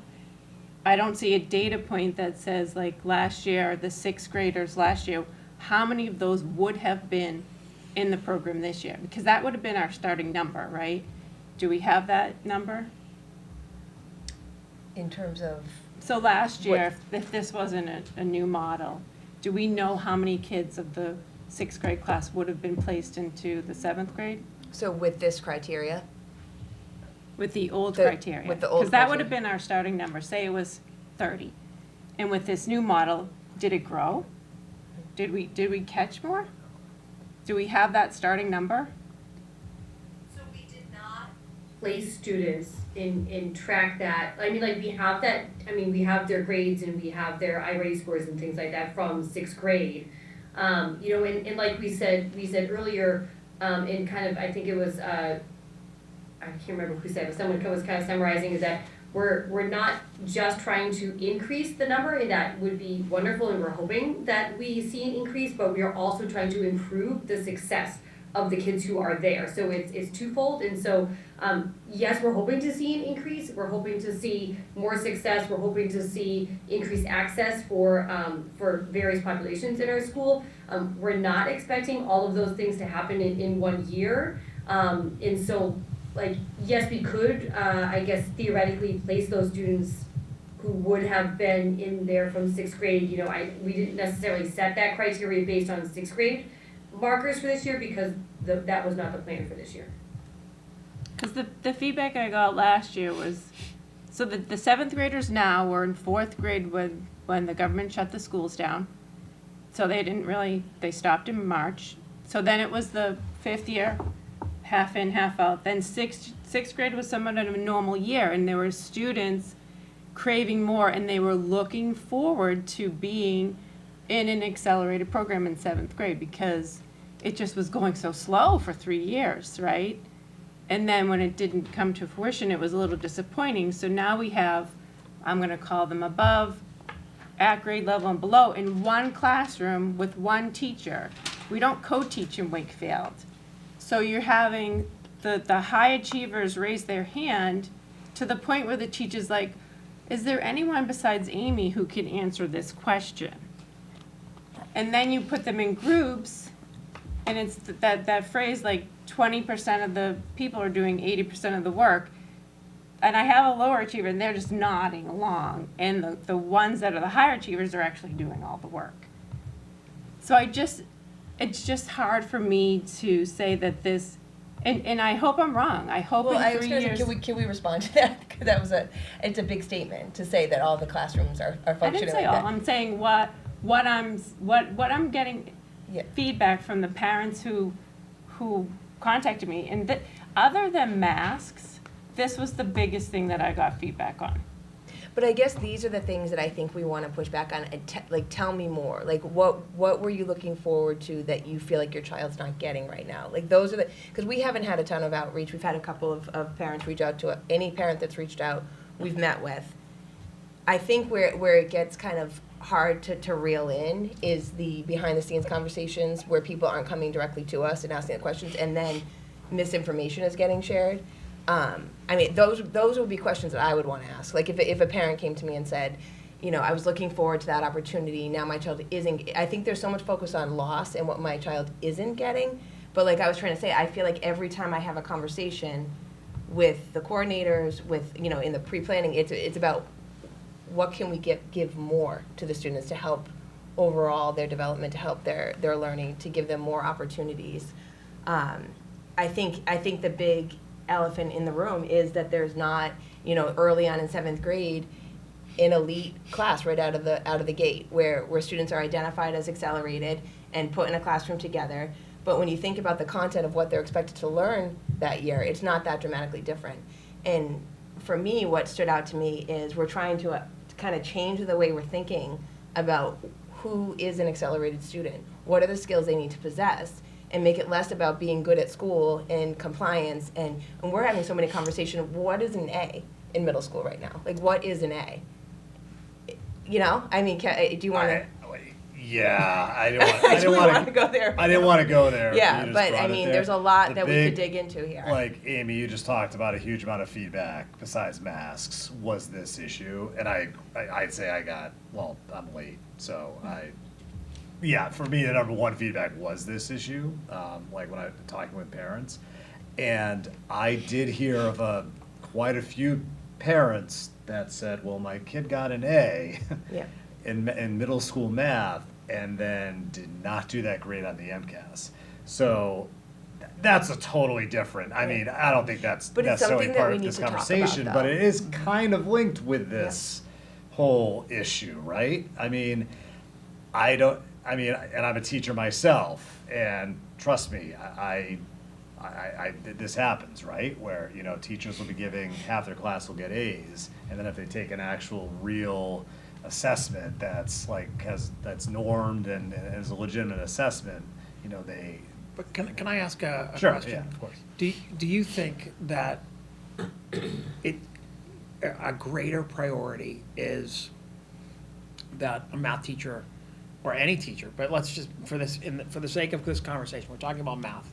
Do you think it's more important that a math teacher knows your child, is able to challenge them and demonstrate how they're challenging them, or is the focus, or are grades the focus? And so that's not a loaded question. What I'm sharing is, I do think we have an accelerated track. Students that are being accelerated in grade 7 are going to get not 180 math classes like everyone else. They're going to get 210. Okay, so they're getting a differentiated experience, right?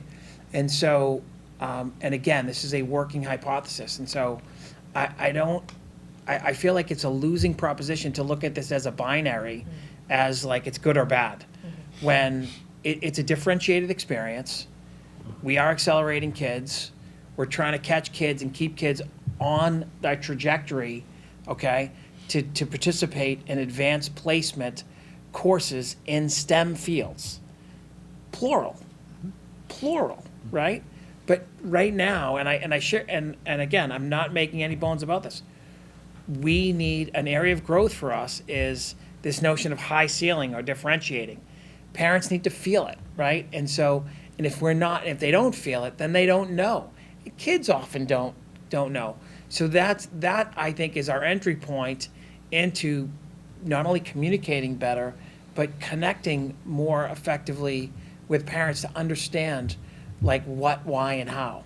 How might your son or daughter, you know, how might we better challenge them? What are you seeing? Like, let's have that conversation. And I don't think anyone's shying away from that. And I think it speaks to, you know, when Lindsay was talking about we want to be accountable. We do. We genuinely do. But I'm just curious what you think about those comments. Well, I'm not a teacher, but if you give me 20 students who are all in the same math path, accelerated, that class is going to be easier, I don't know if this is the right word, to teach 20 like-minded students versus 10, 8, and 3, you know, like a mixed bag. And then you're saying, well, we're gonna go with a mixed bag, and then we're gonna pull some out, and they're gonna lose team time, which, I don't know if you know this, but that's when they work on group projects, they're making up tests if they were out sick for a long time. It's like peer-to-peer relationships, all the social, emotional things we're supposed to be so concerned about, now they're going to be doing math. Did we survey the students and say, would you like team time or extra advanced math? What would the results be? Well, I don't know that we ever survey students and ask them what they would like their schedule to be at really any level, right? And so what But we, it's valid, they love team time. They like team time. right. It's but- a brain break. I hear you, but and I'm not saying we shouldn't pay attention to how they think, feel, and what their opinions are, but, we're trying to differentiate a curriculum based on the number of periods we have. We have a 6x7 grid, it's 42 periods. Something comes on, something comes off, right? And so that's the challenge that we're in, right? And so to group, and the notion of grouping or regrouping children, every time you regroup, and again, please, I'm a math science teacher, I was a curriculum director for math and for science, so I've done work in this area for quite some time. When this was initially presented, I didn't know. I thought, this is very different, right? And so, but listening to the teachers say, we just feel like we don't know the kids are ready at the end of grade 6. We would just like some more time.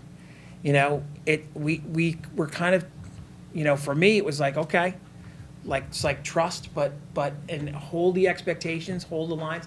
I think everyone here has high expectations for outcomes, right? And so I don't think anyone's shying away from that. It's just about how we're doing it. So I understand what you're saying about. Doug, can I? Sure. Meg wants to jump in about Chime team in time. just too quickly, I think, because Amy, something you said caught my attention that I think oftentimes we experience change as loss, or certain groups involved in a change experience it as loss. So I think when I hear some of the things you're saying, it strikes me that there are things that I think Lindsay said earlier we experienced as kids going through school that we know feel like traditions that now maybe have changed, right? Our opportunities that are different. But I also think you mentioned that it's difficult for you because your children are kind of at the forefront of this at the moment.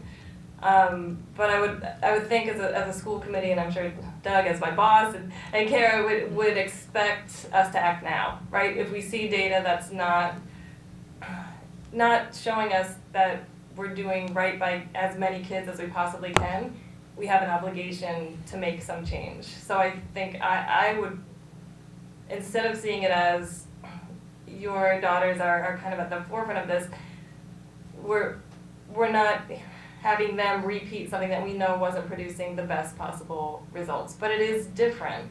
So I think some of the reason you're probably hearing more about this than about maybe some other things going on in buildings is that, it was awesome also when I got to be in an honors class when I was growing up, and I would hope that my children have a similar experience if they turn out to have some proclivity to do any subject in that capacity, but it might look different. So I feel like that is something that we're just experiencing now, whether you're on school committee, whether you're in the school, whether you're teaching, is that it is difficult to change, but I think we're obligated to do it in this case.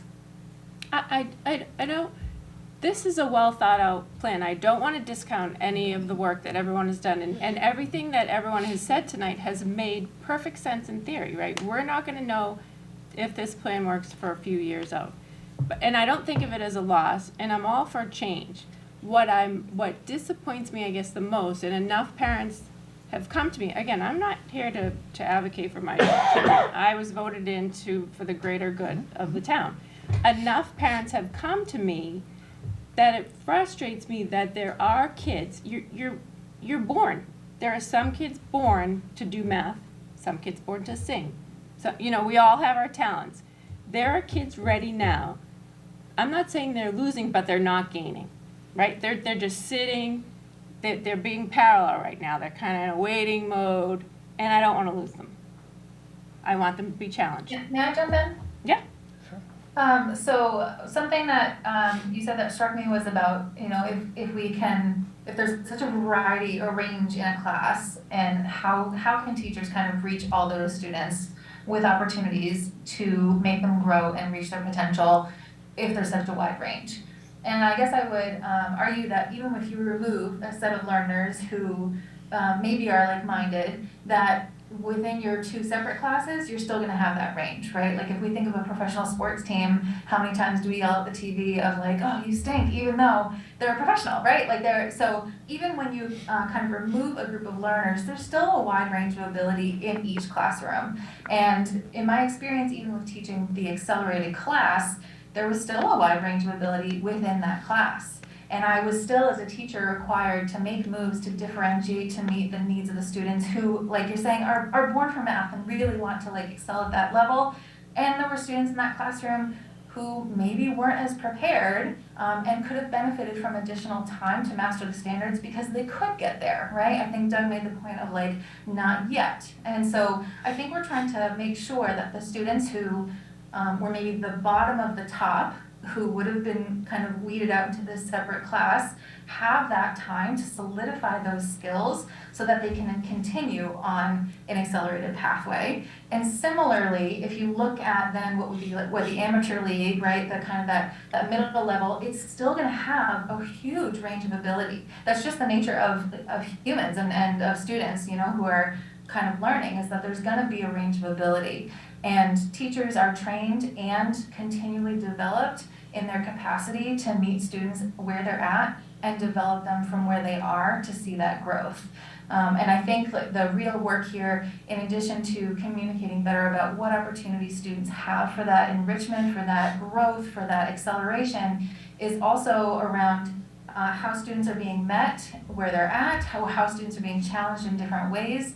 And I think like the important work here is really to focus on that it is a benefit for all students to kind of be in a situation where they have more access to the grade level math and an opportunity to accelerate. We don't want to remove the opportunity to accelerate for our students who are excited to do more math. I was one of those students, and I wouldn't want that removed from those students either. But I do think there's a lot of evidence that says that there are other skills that are developed at the same time as they're learning this math, and that those are the skills that are really going to take them to that next level. So again, like even if we remove those top level learners as identified by whatever data points, there's going to be a range of abilities in that upper level class and a range of abilities in, again, like the amateur league, right? And so I think, again, the real work is around championing our teachers to engage in ways of differentiating and supporting them in how they can group students and reach students in different ways. Thank you. I could talk till 1 o'clock in the morning on this. Yeah, it's a great conversation, really. No, is, it's yeah. really been great. I think we represented everyone who's reached out to us, so thank you very much. Yeah. Anyone else have questions? I just wanted to say, just to sort of like bring my thought process full circle, is just, again, to go back and say thank you for all of the work that went into this, because it is clear that in the interest of the most sort of students in our district, this is what you believe is going to help them be the most successful in that space, and it is so clear. And so I don't want to discount that with sort of the sort of concerns that we're sharing sort of from the community and from our own lives, should not at all diminish that. I think what it does highlight, and what we have heard, is that making sure that our students in that differentiated learning, no matter what level they're on, stay challenged. Because, being sort of having that muscle stretched and being challenged is what will keep them in the seat and what will keep them excited for the topic. And so I think with the differentiated, what it can't be, and you said this before, is there's a section where there's do you want to do more? And then I think what the comment was if the student engages on that level. I don't think it's necessarily, we can't just expect the students to engage with the material if the question is just put in front of them. They will do much better if they're in a group of peers that have access to that question, if they're with an educator that want to help them navigate that question. So it can't just be this kid hit this benchmark early, now they can go sit in the back of the class and sort of, do something else. And I know that that's not at all what you want to see happen. I just think it happens easily, and I think we just have to be on guard for it, because I think that's kind of the root of what we're hearing. So, and maybe that involves parent communication. When you come back and you present like the data, right, like the more immediate data that we have of whether or not this is working, which is, what is it, the iReady diagnostics, and then what would be the next thing? I think we talked about iReady, MCASTers, and And end of year. MCAS and end of year stuff. I'm assuming you're gonna come back and kind of talk about it and share the data and everything. When you come back, could you also share possibly like what you are doing for those gifted learners that, you know, like maybe some examples of what stuff is happening in class? Because I know that it is. I know that you guys said that the curriculum says it. So maybe you could just give us like some examples so that parents can see what is happening. Because I think it is hard as a parent when you're home and you're like, what's happening? And you know how middle schoolers are. Nothing. That's how middle schoolers. They don't tell you anything. And me tonight, I just found out about a project that my kids do. So like, they don't tell me anything. So I have to like go and dig and find and everything. So yeah, I think if we could like if you could present something like that, just so parents could see and we can share that with them, and that would be really helpful too. Like when when the data is presented as well. So that would be helpful. Thank you. It wasn't really a question, just a. Yeah, but I mean, I think we have to acknowledge one thing. I mean, this stuff is hard. I mean, teaching, I mean, if you give, I don't know how you were at math, but I remember if you gave me an algebra textbook, a geometry textbook, a pre-calc textbook, a calculus textbook, when I was in high school, I wouldn't learn a thing. You give me a history textbook, anyone can read a chapter, shoot out the questions, pass the test. Math is really, like, I hate to say it, it's one of those things that has to be taught, right? I think a lot of subjects, you can say, okay, let's read this, we can figure it out. Math, for the most, except for the brilliant, maybe some of you, but for most people, math has to be taught. And that in itself is a challenge. It's an incredibly hard skill to learn to do, to teach math effectively. But also, differentiated instruction makes it that much harder. So I think we have to acknowledge that whatever plan we're doing, 7 extended, whatever research we do, I mean, it's a hard challenge, especially with COVID and everything that's happened. So, you know, but I think that what we've said about parent communication, it is, the bottom line is, you know, that there are concerns, like people are afraid. We had COVID, people are afraid their kids are behind, and that the fear is here. And so I think that we really do have to, that has to be, you know, front and center. But I also want to acknowledge that it's not like we can just click a magic, oof, we'll do this curriculum and boom, we're going to be 20% exceeding expectations. It's just, I mean, this is a really hard thing. And yeah, but again, thank you for acknowledging, you know, using the data, acknowledging the problem, and. But I think a takeaway for all of us, I saw all of them nodding on the Zoom too, is just how do we, knowing middle school students especially are probably the worst, and telling us what's happening in class, what the structure of the class is, ways in which, you know, we can challenge students, how we're identifying students as being ready for acceleration, like at different points. So I think that we've talked about that a lot, and just in terms of how we can better communicate. You should come to my house for the after-school, very detailed. But I will plug, tomorrow night, Lindsay, right, you can attest to this, we have family night. Yes. Yeah, If people want to learn more, we have a Reading Public School and Wakefield Public School partnership. Yeah, I saw that. Family night, Yeah. tomorrow night. So it just will give a little more insight. It will be mostly elementary, right? Yeah. And then we're hoping in March, we have a date planned to bring the same program to Wakefield to cover the other grade levels that weren't covered in Reading, and bring some Reading teachers to us. And cover a couple of the middle school grades. Reading only covers K-6 right now with this new curriculum, and so when we come to Wakefield, we'll do some more middle school exposure and have parents have the opportunity to experience a lesson. So hopefully any elementary school parents out there that are listening, you're planning on going to attend and participating in a lesson and really see and experience what that's like. So. Is this with our kids, or is this just parents? It's for parents as students. There will be some kids there as representatives, but Like- it's for parents to come and be students and see what it feels like to have a math lesson. Oh, so it's not like we have to bring our kids. Like parents No. could just go. Yeah. No, you just, it's a fun night out, it's very romantic. I might need my kid to help me with the math. And I think the last thing I'll say too is just we thank you all for your support and just fielding questions from parents as well, because I know, you know, and I think we just can't stress it enough we encourage the outreach. I think it makes us better.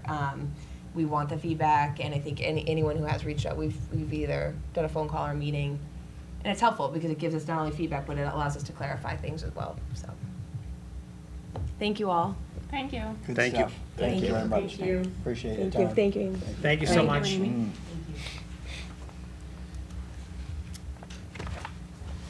Good. Thank you, everybody. Christina, you still there? Or did you? yeah. Oh, no. Good night, Meg. We didn't ask her if Good she night, had any Lisa. questions.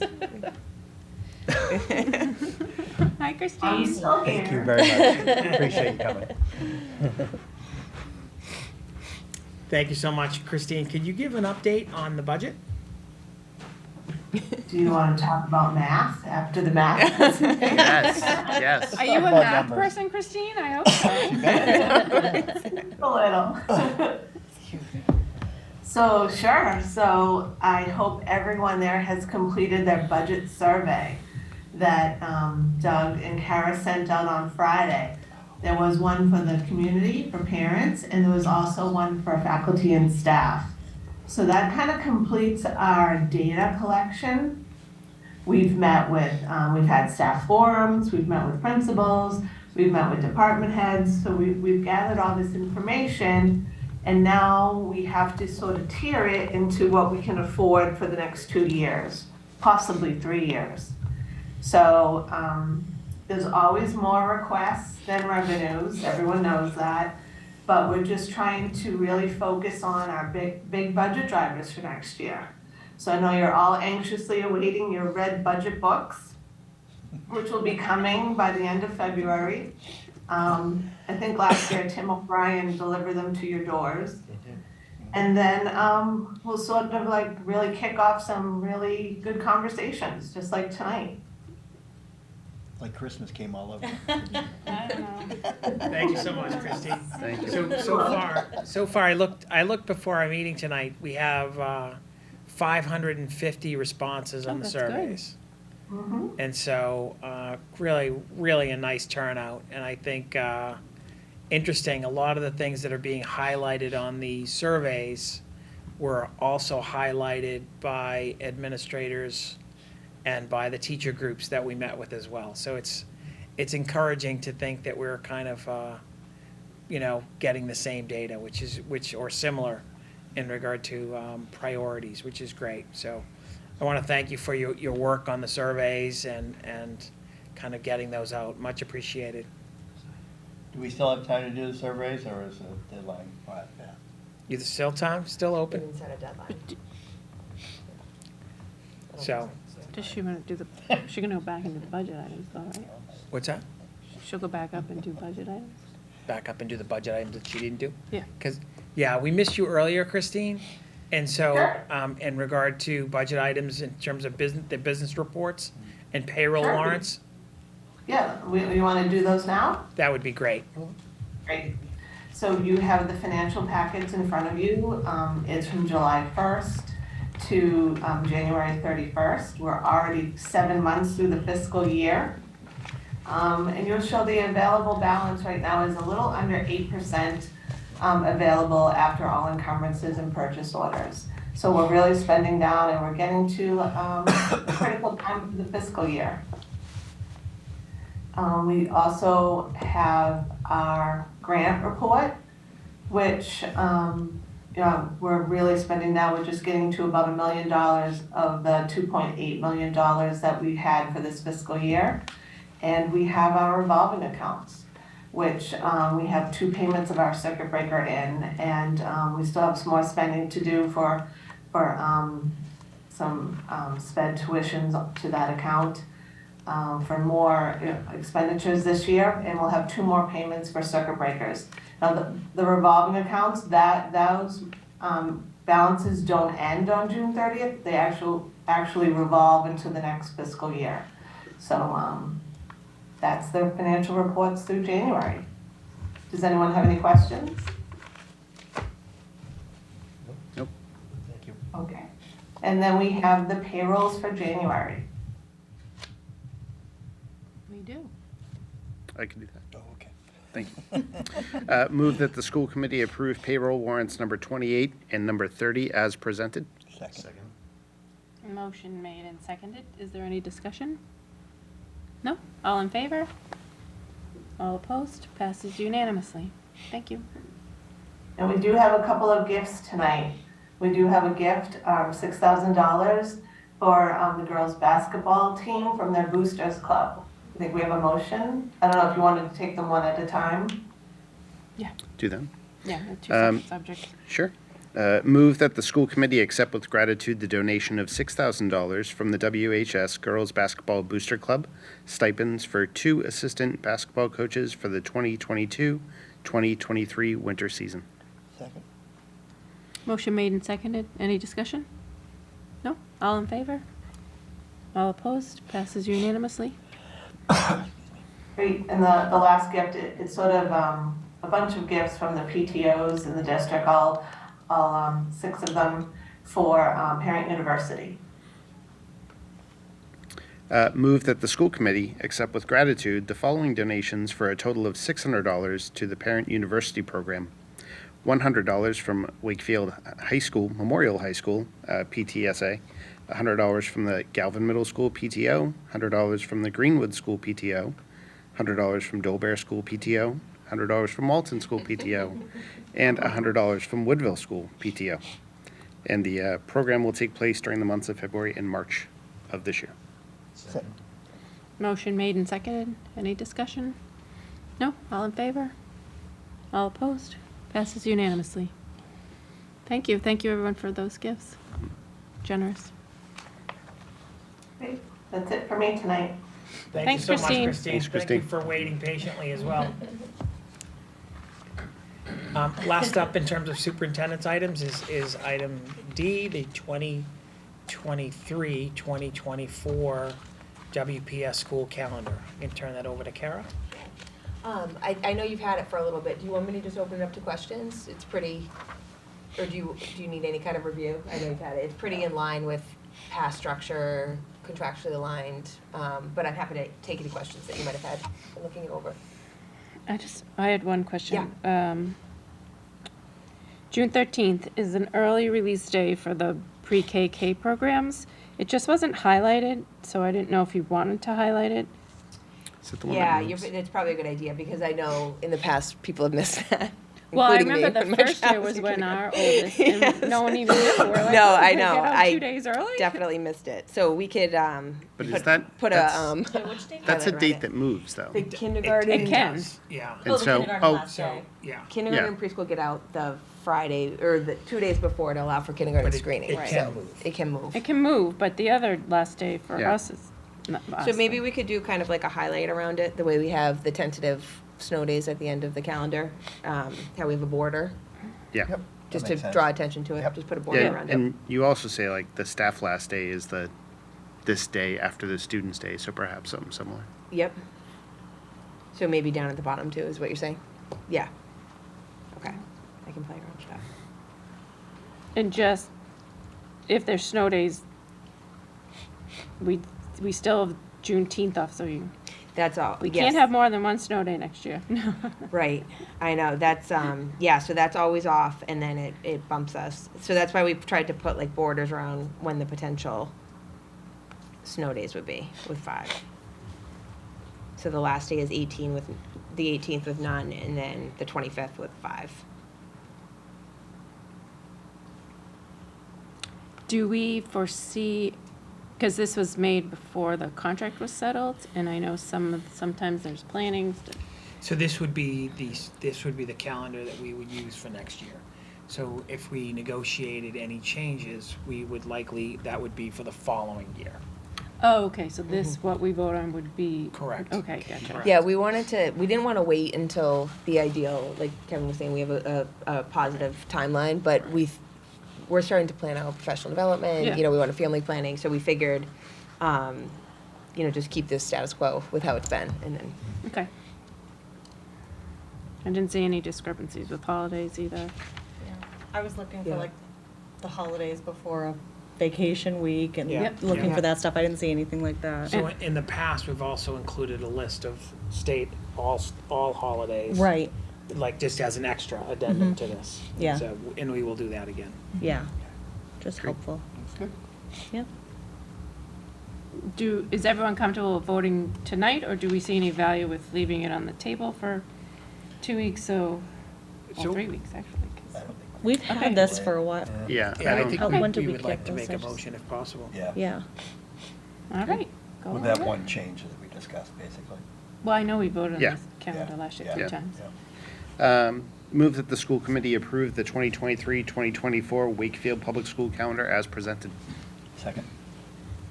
Motion made and seconded. Is there any discussion? No? All in favor? All opposed? Passes unanimously. And just Thank to you. summarize, I'm gonna put a border around the last pre-KK day on the Yep. 13th. Yep.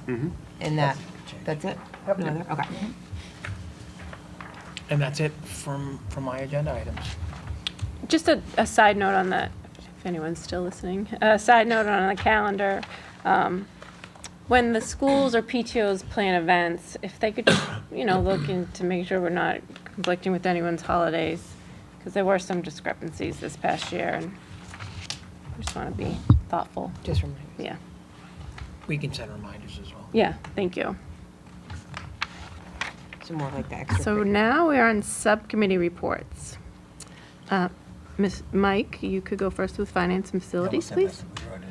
I almost did, and we were going first names tonight. Going first name today. So we had a meeting, the minutes are in here, so I'm not going to belabor it, but we're neck deep into the budget planning, and we've had finance committee come to two so far.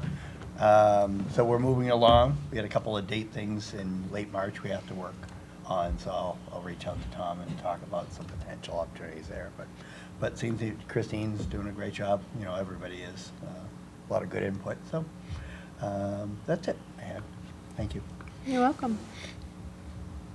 Labor and personnel, who would like to take that for Tom? I don't think any other Nothing on additions top to of. what was shared earlier, you know, other than we've had our second negotiations meeting. We do have a meeting on Tuesday in preparation of our meeting on Thursday with the union. Thank you. Student services, that is me. We have not met since our last meeting. We are meeting Monday, the 13th, Valentine's Day Eve. If anyone would like to join us. Is that a real thing? I just made it up. We're just analyzing the survey data. The administration took the teacher comments and put them into categories, and we are taking the parent or caregiver comments. There was 102 comments, so we're just putting them into categories. Yeah, That's awesome. yeah, Wow. that's great. Interesting. That's all I have. Policy and communications. Sure. We met last Thursday. We had a great meeting. We had a presentation from a high school senior, Alyssa. Is it Alyssa? No. Alexis. Manzi. Sorry, Oh. Manzi. Oh. About, and yeah, I should have wrote that down. It's my other notebook. But she did an amazing presentation on school start times. Yeah. And sort of their relation to sort of some health data, some school outcomes, test scores, what parallel DART district schools are doing, what's been successful for them. It's an exciting thing to talk about because there is data that supports it.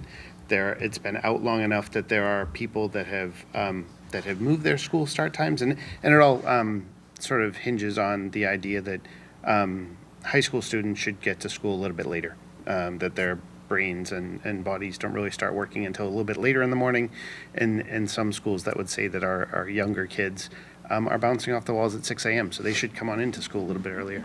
But in that space, there are a lot of voices that sort of need to be heard. This is great that we can start talking about this, but this involves like transportation, it involves parents, it involves educators, it involves school support staff, it involves like so many things that we're just going to take it one step at a time. And really thankful that she was able, well supported, to bring this to us with Miss Linehan from our health, Candace. Candace. Candace Lenahan. Linehan. I'm horrible with names. But good at math. Yeah, that's it. Yeah. So even had the backing of the health department and sort of just a really data-driven, well-presented position. And so what I would love is sometime in the near future to have her sort of present to the larger committee and sort of get some conversation going. We had talked about sort of what would a working group look like, where can we find a best practice to have this conversation. So as we talk about contract stuff, and everything else that's going on, that it was fun to sort of talk about that as well. We talked a little bit about going over our policy that's being edited or sort of remastered by the MASC, the Mass Association of School Committees. They're going to house our policy book. It's going to come back to us with some edits after going to legal counsel. So we're about ready to start into that process. And I think, and aside from that, that was kind of the main points of the meeting. It was fascinating. I can't wait for her to come and talk to this group. You'll see sort of what all the fuss is over. And then also Meaning Alexis come talk to us. Yes. She's a senior. We got to get her before May, right? Junior. She's a junior. You I said thought she senior. was a senior. No. Phew, we got another year. She gave she It's gave so good. one of the most balanced presentations, most well prepared, but most also balanced in that she knew kind of on balance to make change like this. She acknowledged the moving parts and how difficult this would be. She's really a pretty extraordinary kid. She must have some smart parents. Yes. Yeah. So it was impressive. It'd be nice to bring that presentation to the larger committee. I think you'd all get a lot from it. And then in closing, our last meeting, we had put on the table a revised edit to our logo, mascot, and team name policy. Again, to remind people, the edits surrounded a first point, which sort of was a article number that would sort of enact the policy, and it seemed like it was too broad, at least for the group that had first kind of used the policy. It was too broad, so we removed that. And then there was also at the end a question about when you knew that the process was definitively over. And so we tightened up that language a little bit to make it clearer based on the suggested feedback that we had gotten from the logo committee. So we made those changes, put it on the table. Everyone's had some time to look at it. I think now we're ready to vote on the motion, unless anyone wanted to have a discussion. We can open it up for discussion. We will, yeah. So I would move that the school committee approve revised policy number 1111-KR, logos, mascots, team names, as presented. Second. Motion made and seconded. Is there any discussion?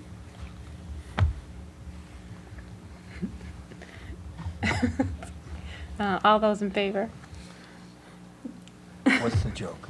I'm giggling because all those opposed, it passes unanimously. Because I watch the time, and as the time gets later, people are like, I'm not asking any more questions. Okay, is there any liaison reports? I could give a report from CPAC, Okay. which I had the opportunity to join yesterday. The overarching discussion at that point, there was a little bit of talk about Parent University and all the stuff coming up in that space, but the conversation got interesting around student supports for children that have needs that attend extracurricular activities. So if we have students in our district that have some additional needs, how are they being supported if they if they are part of a play, if they are part of a music production, if they want to attend a sports program, what are we doing in that space to support them as they sort of, it's just an extension of their school career. So how are we supporting them? And what does that look like? So it's, CPAC is sending out some communications with Rosie Galvin's support to Tom Bankert, to Brennan Kent, just to sort of ask, can we talk about what this looks like? Yeah. So it seemed like an important thing, especially as we sit and we talk often about all the wonderful things that go on in our district, whether it's the arts or the sports, and we just want to make sure that that's accessible to every student in our district. So great to have the CPAC sort of keeping us on the right path in that space. So it was a good meeting. I would ask people to attend more. It's a good group. Is it on Zoom? It is on Zoom. And CPAC initiated the event for Thursday with Alan Broughton this Thursday night, the 9th. Yeah. So, and then Parent University worked them to take it on. So that should be a really good presentation. All-star I cast. think we had a lot of registered. That's some great Oh, good. speakers on Yeah, Thursday, yeah. And then Sarah Ward on March 9th. Yep. So. Future dates and agenda items. Our next school committee meeting is Tuesday, February 28th. We had a long break. I think we might Excuse me? be very fortunate to welcome some members from the Doyle. Oh, really? At that meeting? How cute. So I don't know if the preschoolers are going to be able to come out. Think it's a little late past their bedtime. We're hopeful, but I think Past their bedtime. we're definitely going to have some teachers there. We have to so, juggle the yeah. agenda for that one. Yeah. Yeah. I bring my at Doyle first. duck hat. So What's cute. that? So can I bring my Doyle duck hat? They would love it. They would love it. And so, yeah. So, but that's one agenda item. Visual and performing arts update too. Oh, yeah. Does anyone have any agenda items for the February 28th meeting? I will forward them to Tom. Nobody? Oh, short meeting. Yeah, we just wanted to give an update on the, our visual and performing arts department has done a curriculum review the past year and a half, actually. They've been working really hard, and so I talked to Tom Bankert about coming, maybe with a couple of teachers and doing an update on just their work. Okay. That'd be great. Anybody else? No? Math again? No? Could You can talk about math all night. can we talk to Dustin again? Can we Food have services? Dustin come and give an update? Yeah. Sure.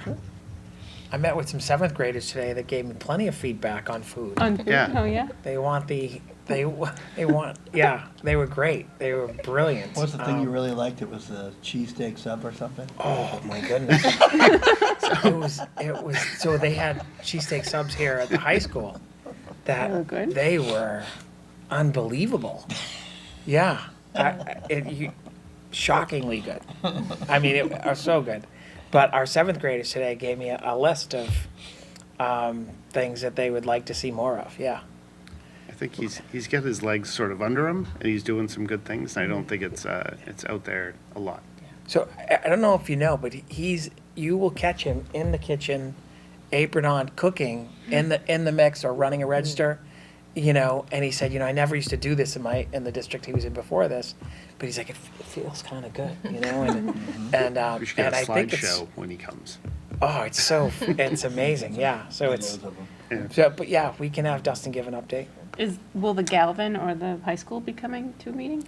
They will. Okay. We could all wear aprons when he comes There's some interesting sort of things in the food service space, and the Are you FDA requesting is that he doing- bring food as well? No, just him. There's like some things going on that it would be You good missed to an sort of opportunity talk there, about. my in. Got anything left over? I'll It take was some samples. if not to get completely off the rails, but if anyone was curious, there was recently a large listeria outbreak in prepared food, and so communicated out with Dustin. He was just going to reach out to purveyors, just make sure that that sort of stuff isn't in our district. So he's attentive. Yeah. I put it on. Thank you. School committee comments.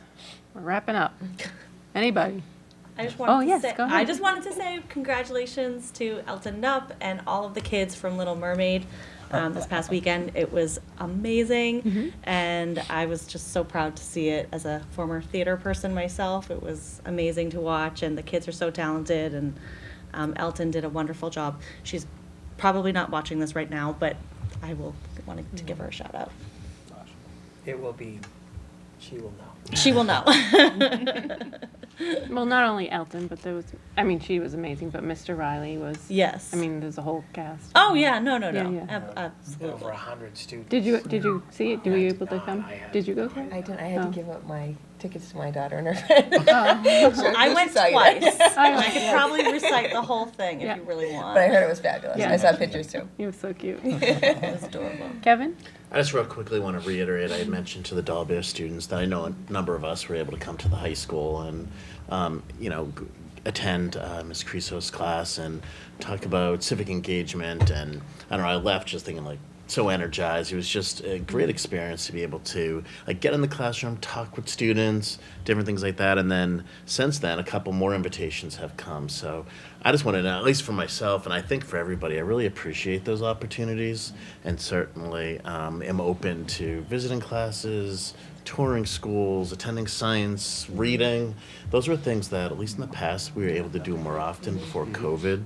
And it, especially if you don't get a chance to get into the schools as much, it really kind of connects with what we're doing here, with what's going on. And, Dr. Lyons, Kara always talk about, all the things that are going on, but to actually be able to see it and to interact with the students that we're here to serve, or along with everybody else is just an amazing opportunity. So appreciative for those invitations, the ones that have come since, and hopefully the ones that will come in the future. So. Going once? No? So Go ahead. I just wanted to mention that on Saturday night, we had the TSF Trivia Night. Oh, yeah. First time we've done it out in person in 3 years now, as well. Stephen and his wife came. Great event. It was really good to have, like everything, we're getting more in-person things. So it was a lot of laughs. We all realized how stupid we really are. So I'm not sure I needed any confirmation, but. So hard. Oh my God. But, just a reminder, TSF will give out $900,000 in scholarships this year. How much? $900,000. 900? Yeah, so it's an amazing program for a small town. I still can't believe the amount of money they've given out or continue to give out. So there is a phone-a-thon coming up, so if you see them on the phone, pick it up. It's all students that call out, so if you could. I did that in high school. I remember doing that. Did you? I did You too. did it too? I also Yeah. did it on the collecting cans on the street. Oh, gee, no, I don't think they're doing that anymore. So just keep it in mind, but Yeah. it was a lot of fun. I'm sure Steve will attest, even though we're still. It was a good time. Yeah. That's it. If there's no other comments, I have a motion to adjourn. Second. Oh wait, no, that's me. You're losing Move them. move that the school committee adjourn its meeting of Tuesday, February 7th, 2023.